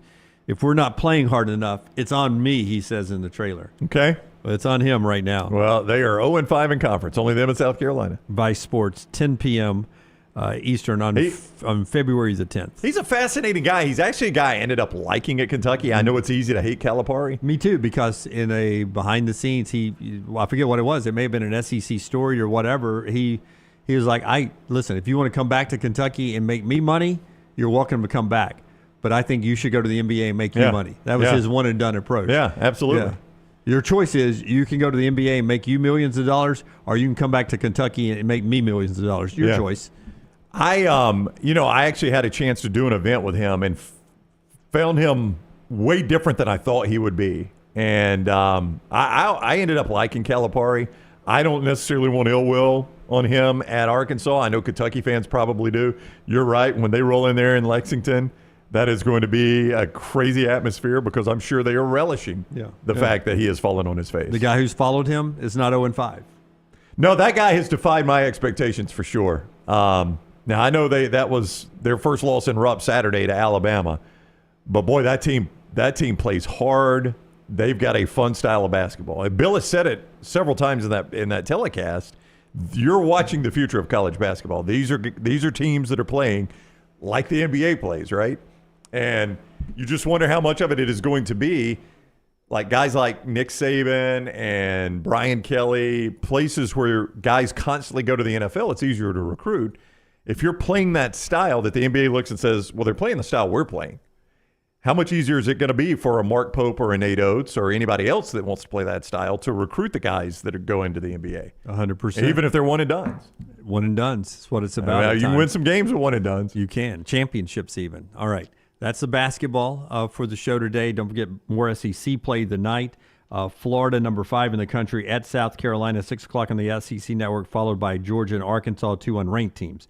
Texas A&M, number 13, at number 16, Ole Miss tonight. That's 8 o'clock ESPN2. Our buddy Tom Hart on the call there. When we come back, we'll get to trash today. The show is being brought to you by Dr. B. Brandy, tell us about the process you're going through with Dr. B. Well, it's hair restoration with Dr. B. And what they do is they bring you in and they do a deep dive. They do genetic testing to make sure they've got the exact right formula for you. And it's not going to be the same for everybody. If the patient before you does one thing, it may be totally different from you. And here's the cool thing about Dr. B. He is involved in a lot of the cutting edge in this industry. So he's constantly getting new and improved ways to help your hair grow back. For Lance and I both, it is the cap you wear. Scott's going to show you on video. And then for Light, just grows your hair back naturally. And you wear it 3 times a week, 30 minutes a day, right there in the comfort of your own home. And your hair begins to grow back naturally. He's got patients across the board that have doubled and tripled their hair thickness in fairly short order. You can do the same. T3hair.net is the website. T3hair.net to go see Dr. B. T3 Hair Restoration. Get started now and go get that appointment to see if Dr. B can help you. T3hair.net. Trash is next. Take the next round anywhere you go with official Next Round gear. Buy yours today at nextround.store.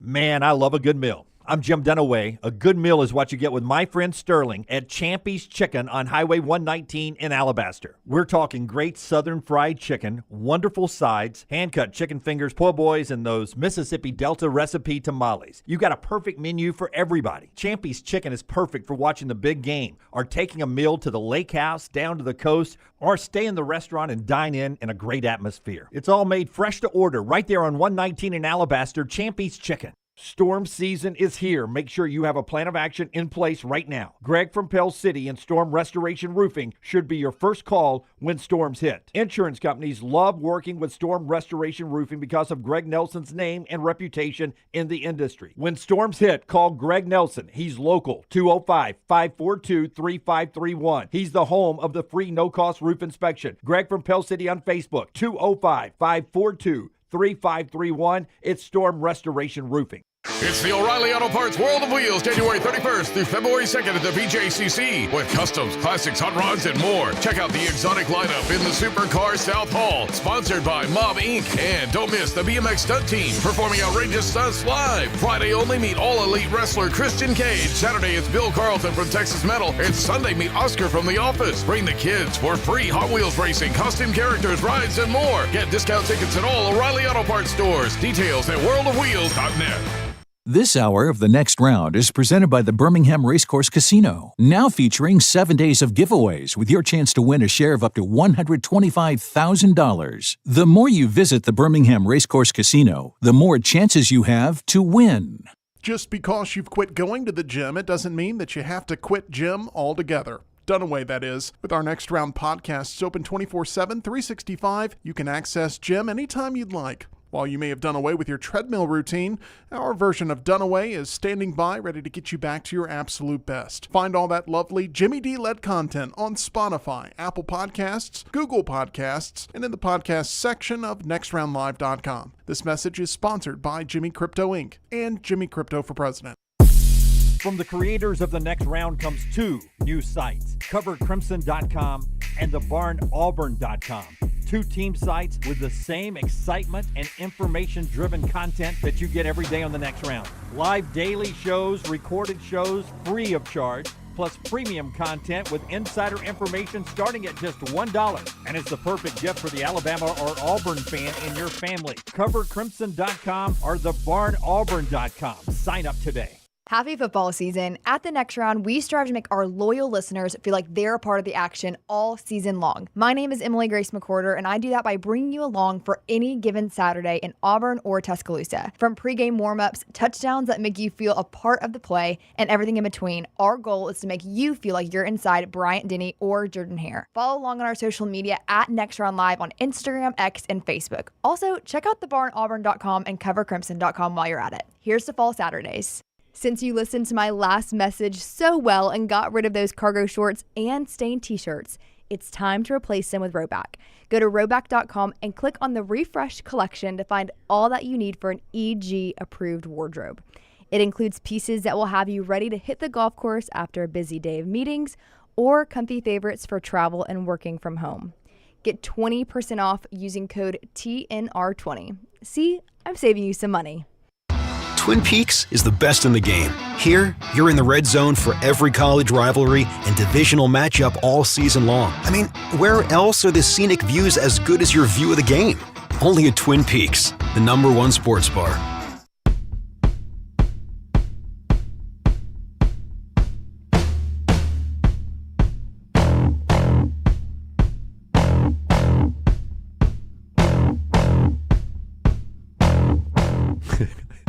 I was waiting to see which one of those beats you wanted to come back on there, Tyler. I thought the drop was earlier. My bad. Yeah. No, that's okay.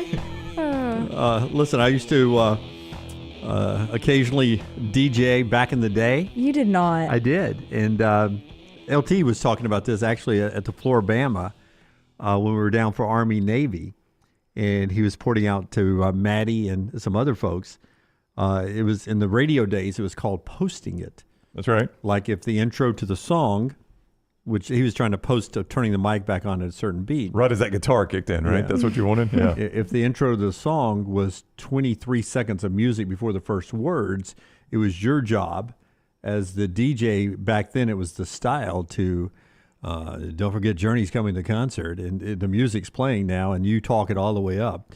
So here's Don't Stop Believin' on 97.3 The Beach. And then boom, it was like boom. Boom, right as it starts. Boom. Now, that was an art back in the day, like when Dunaway was spinning albums and stuff like that. You know, as the computers came along, it would count you down. Right. So you could see the countdown to it.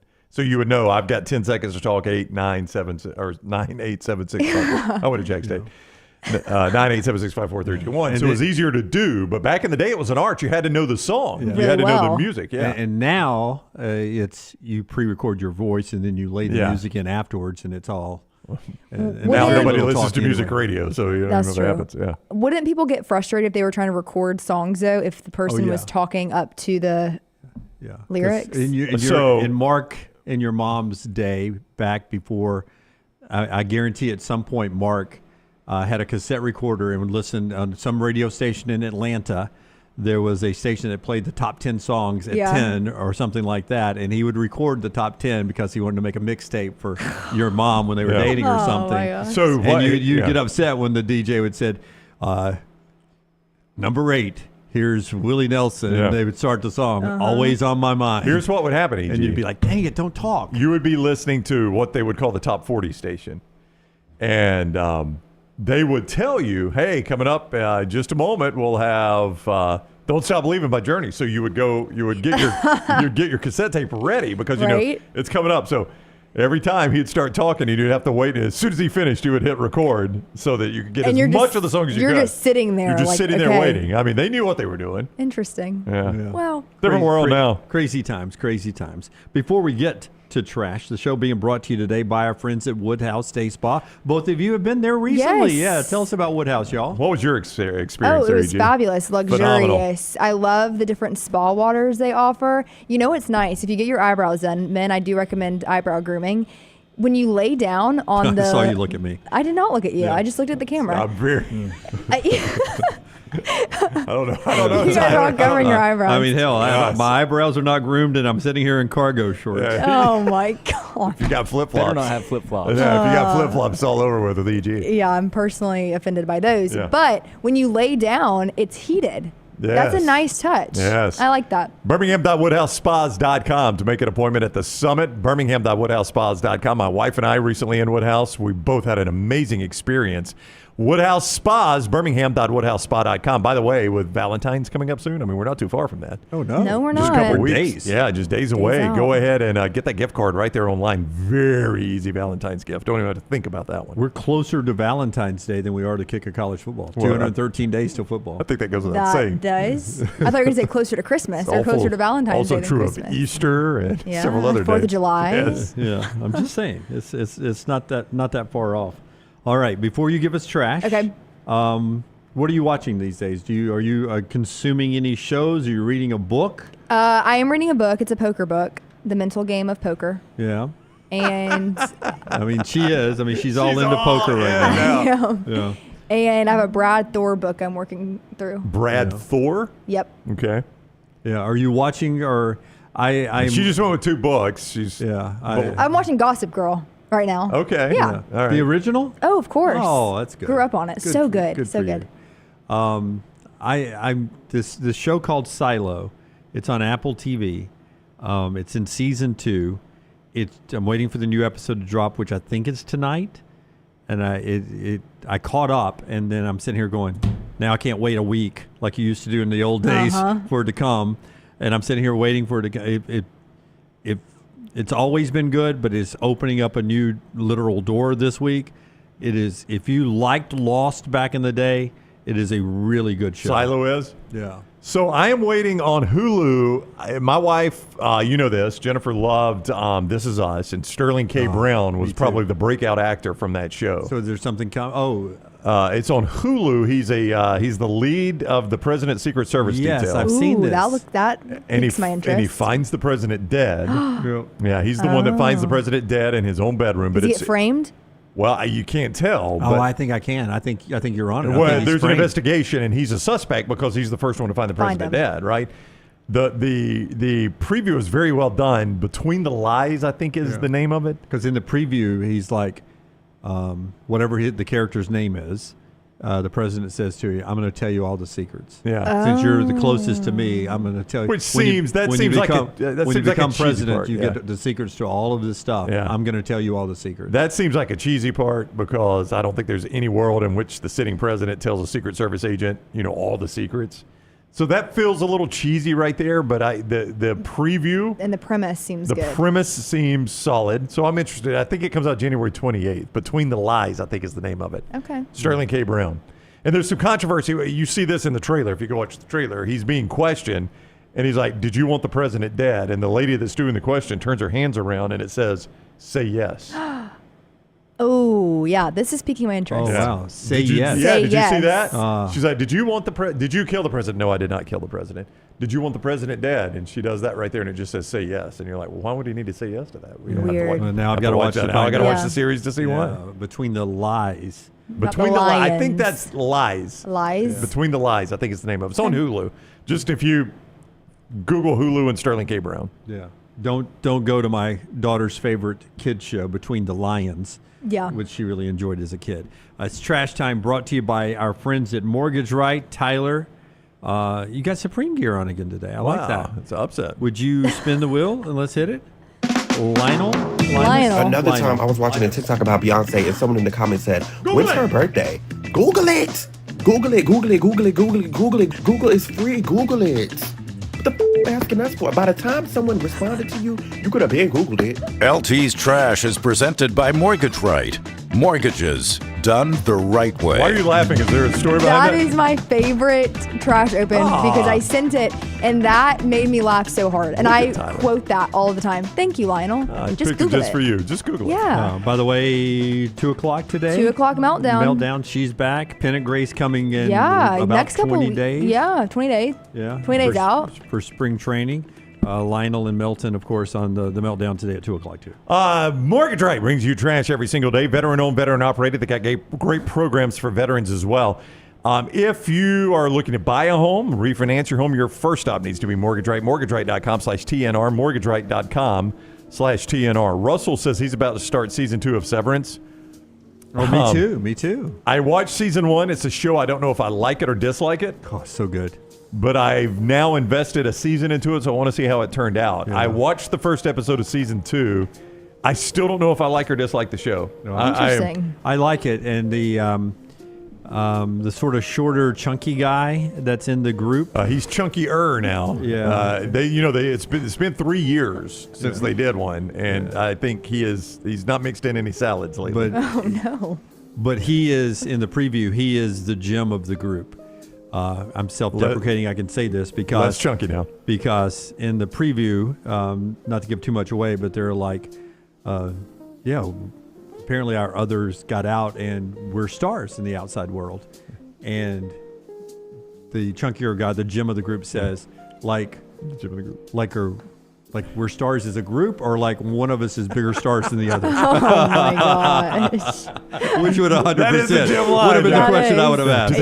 Do they like me? Like we're stars as a group, Or is it like a like one of us is bigger star person? than the other? Yeah. These are good trash stories. I'm excited for these. Oh, good job, Tyler. Yeah. You did the right open and you did good stories. Lionel is winning today. It's a win for you, It Tyler. is. Now take those damn cargo pants off. Not right now. I don't have them on today. Not right now. They're camo too, aren't they? I do have some snow camo cargo pants. Oh, just in case. Just you got to in sneak case. up on somebody in the snow. Just in case I ever get lost in Siberia. Yes, No polar bear is safe around you. So when I read this headline, I did not know where it was going, and I'm going to read the headline to you guys and just let your mind wander. Dirty burglar breaks into Florida woman's home and takes a shower. Whoa. Well, okay. that's at least he's clean now. This It does look not, like he cleaned up. not the profile I thought he would be. I would out of the agree. shower now. As my grandmother would say, he cleans up nice. He does, apparently. An accused burglar may have felt he was doing something dirty when deputies say he broke into a woman's home in the Florida Panhandle and decided to clean up in her shower. Deputies say they received a phone call from a Destin homeowner, so this is pretty close to home. That's 38. Around 5:30 a.m. on Saturday, saying a man forced his way into her home through the bedroom door. Okay. The woman was able to hide in a bathroom and call for help. Lee was arrested, and a photo posted by the sheriff's office shows him being led away in handcuffs, wearing only a towel around his waist. Wow. No one was injured. He literally just went and took a shower. I mean, But he's forced his way in. That's what's- a woman's home. yeah. I mean, There's a lot of wrongs. Yeah, in the I don't story. think he just wanted to get clean. And by the No. way, In fact, I think he might have wanted to get dirty. yeah. Oh, nice. Play on words. Yeah, There you true. go. And if you try hard enough in Destin, you can find outdoor pool that has an outdoor shower to wash off before that you is break so in. true. Yeah, in Destin, yes. Yeah. Absolutely. Yeah. It's going to be cold this time of year. I mean, you're going apparently. to piss. I mean, you'll still piss the homeowner off that you're behind the fence in the property. Yeah. Using the shower outside shower, but Could still. just like hop the fence at a condo or something and use one of their outdoor showers. Yeah, they got them right by the pool. Yeah. Just Go to the mix- beach Just club. like everybody mingle else. with all the other vacationers. I mean, seriously, if you just buy a bar of soap, You go in you the could do the outside shower just fine. Yeah. I was thinking in the ocean. I mean, Yeah. be a little salty. Yeah, a little salty. Yeah. Swim through a pool, you're cleaner than you were. That's true. There are a lot of options here, There is are. our point. Yeah. There are. Do we think this is a situation where he thought it was his house and he was drunk and he just opening the door and? Potentially. I see no signs of that. Yeah. Okay. I will not accept it. His eyes are too clear at this point. I would agree.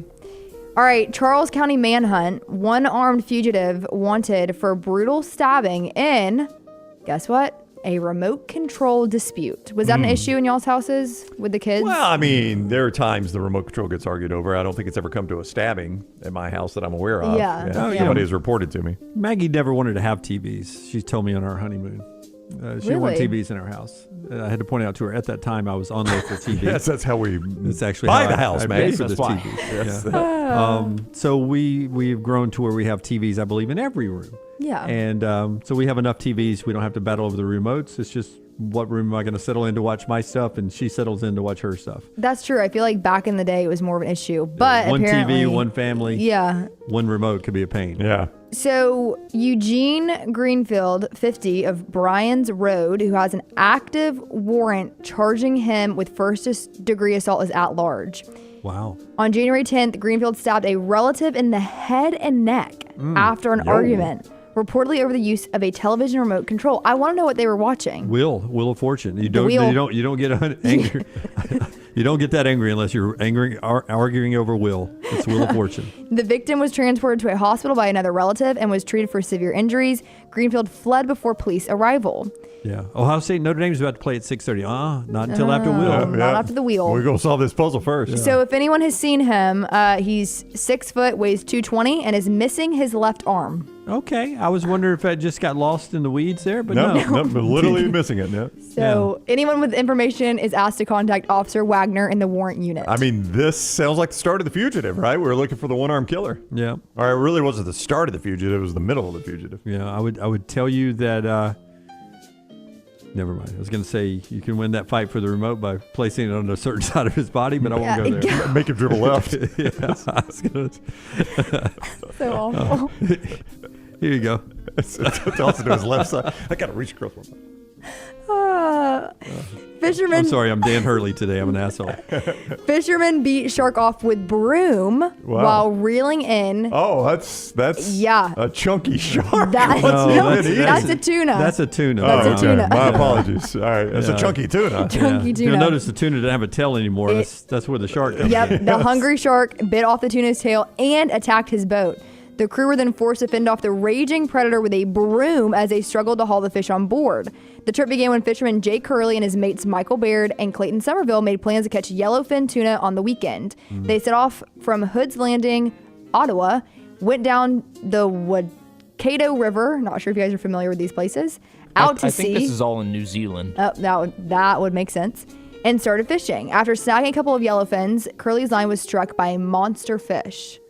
After 45 minutes, I got a bit of a look at the fish, and then we knew we were on to something pretty substantial. It was probably about 30 to 40 meters away, so I couldn't really get an ID on it. Oh, look. This guy coaches at Florida, doesn't he? Oh. Considerably thinner and more clothing. So they've got the tuna on the hook, reeling it in, and the shark is going after the tuna. The shark sees it as bait. Yes. Yeah. Interesting. I told the boys it was getting sharked, he said. Then the shark came for the boat itself. The mako actually bit onto the outboard. It was a mako shark. Those are the fastest sharks. Mako sharks. Is it just people that sit in that chair that know everything about sharks? It's kind of weird, but so you're not as obsessed as Lance. I mean, Shark Week growing up was a holiday for me. Really? Yes. So if we did trivia on the show one time this summer, shark trivia, you and Lance, we would absolutely kill it. No, who would win, Lance or you? I love the way you teamed up with the other shark expert, thinking you'd beat the rest of us guys. Yeah, you would. Yeah. I'll give you that one. I don't know. I feel like it'd be a pretty even matchup. You think so? He might have the edge on me slightly. Well, remember that in the summer. We'll come up with some shark questions. Let's do it. I don't know why it's shark questions, but we'll do that, yes. Shark trivia. We'll do it during Shark Week. Hey, can you go back to the tuna missing a tail? People are talking about how big that thing is. Big. 279.2, is that what it says? That's in kilograms as well. Yeah. You don't do that in the United States. Well, we do not. Just do this for me real quick. That's 279 without the tail. Just Google yellowfin tuna price, 279.2 kilograms. How much value? I mean, it's a valuable He's saying it's fish. a six-figure fish. 280 kilograms is 617 pounds. And he's so how still much missing money? the tail. So Google 617-pound value of a yellowfin tuna. How much? Yellowfin tuna per pound is $30 to $45 right now. Yeah. So that was just a quick answer. I can't. I'm not paying that myself. So don't come to me with a tuna. And like Brown, you said $35 to $40. Yeah. So they made a pretty penny. Yeah. It's worth the fight. Again, yes, I would have hit the shark with a broom as well if that's all I had. And in New Zealand, I can just catch big tuna in the river because you said, was that down this a river? This is a river. The Winnacocta? Winna something. Don't know how to. Yeah. If we ever find ourselves in New Zealand, maybe That's we right. go yellowfin tuna fishing. All right, last one. This is a movie, literally. Passenger clings onto outside of a 170-mile-per-hour German train after doors shut him out on cigarette break. Oh, my. Can you imagine? Did he get, piece of his clothes stuck in it, or you just don't want to get left behind? So, a fare evading passenger clung to the cables of a high-speed German train after a lengthy cigarette break, saw the carriage doors close on his luggage. Unwilling to be left behind without his bags, the man jumped onto the outside of the train when it punctually pulled away while he was still smoking at a station. The 40-year-old Hungarian national held onto a bracket between carriages as the train continued to Nuremberg at 170 miles per hour. He had boarded the train in Munich without a valid ticket before getting off the train for a cigarette at the station, police said on Friday. Oh, wow. All right, so he's breaking the law, or at least, trespassing. But at that point, I'm on the outside of the train. The ticket's for the inside. Nobody said I can't ride the outside of the train. That's a good point. There's your argument, Jimmy. The entire trip at 170, not only would I be scared that I am going to fall, but also that if I'm holding onto that bracket, is the bracket going to break? Not built for a human holding at 170. Yep. And you're probably done. And is the bracket in between cars to where at some point it could turn and smush my hand, cut it off, and then I'm old lefty at that point. Well, it was a 6-hour journey to the northern city of Lübeck, and it was stopped by federal police 19 miles away from Kinding, Upper Bavaria, after witnesses alerted officials to the stowaway. A police spokesperson said a police officer from the state police who happened to be traveling with the train found the 40-year-old Hungarian passenger and brought him onto the train. They added that the fare dodger passenger was amazingly unharmed.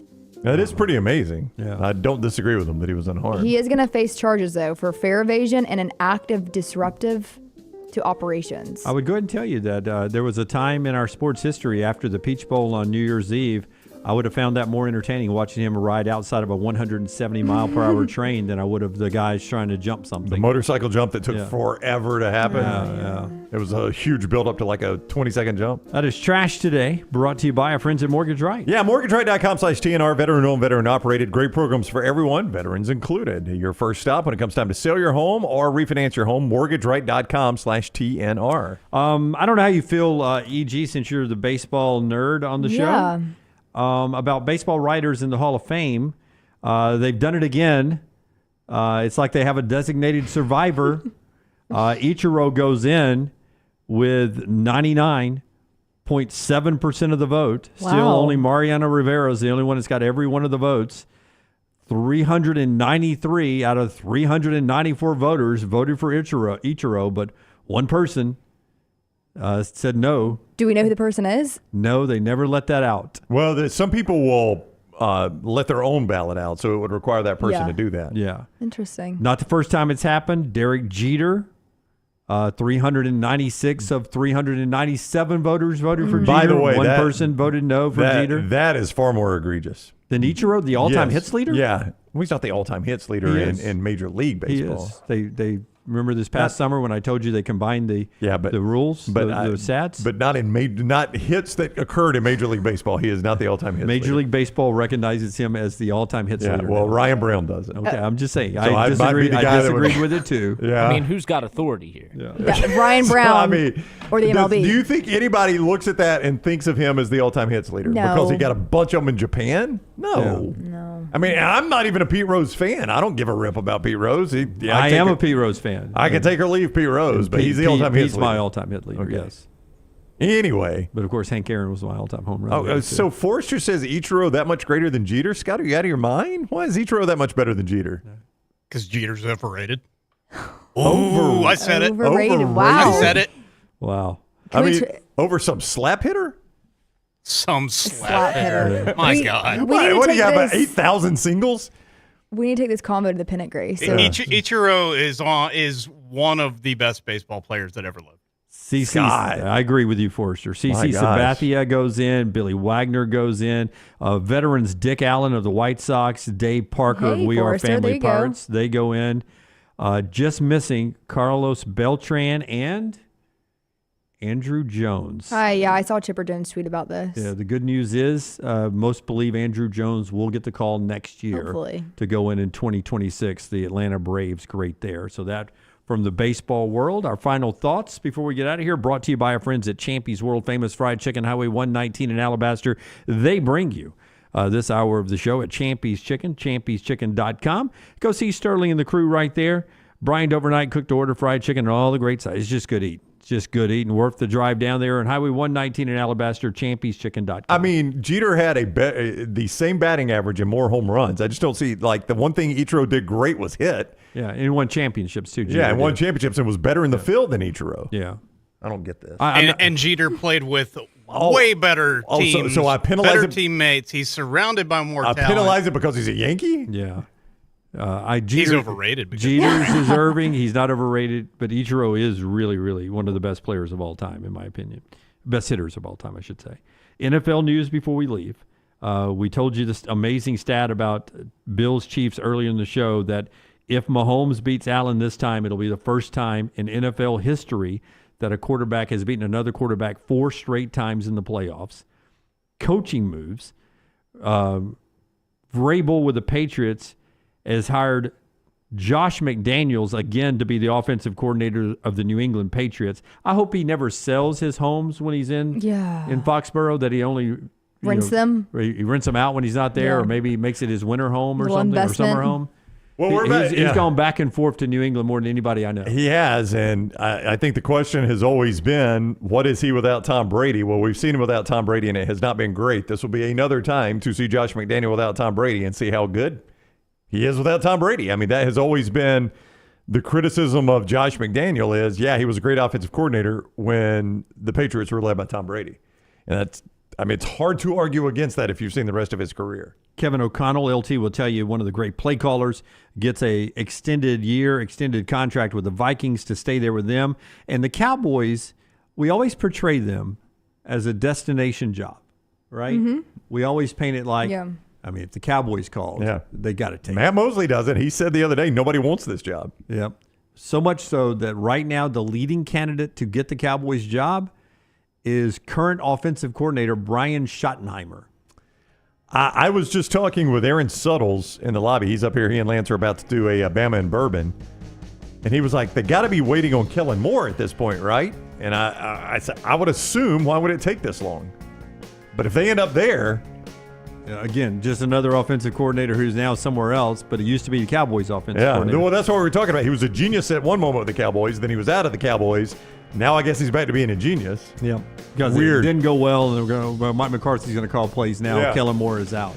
So maybe not the destination job we always make it out to be. EG, thanks for reading Trash. LT's back with us tomorrow. Lance and Aaron Suttles, in fact, about to record a brand new Bama and Bourbon, which will drop a little bit later on today. All the insight into Alabama's offseason in football, upcoming signing day, spring practice, and, of course, the tide rolling in Alabama basketball.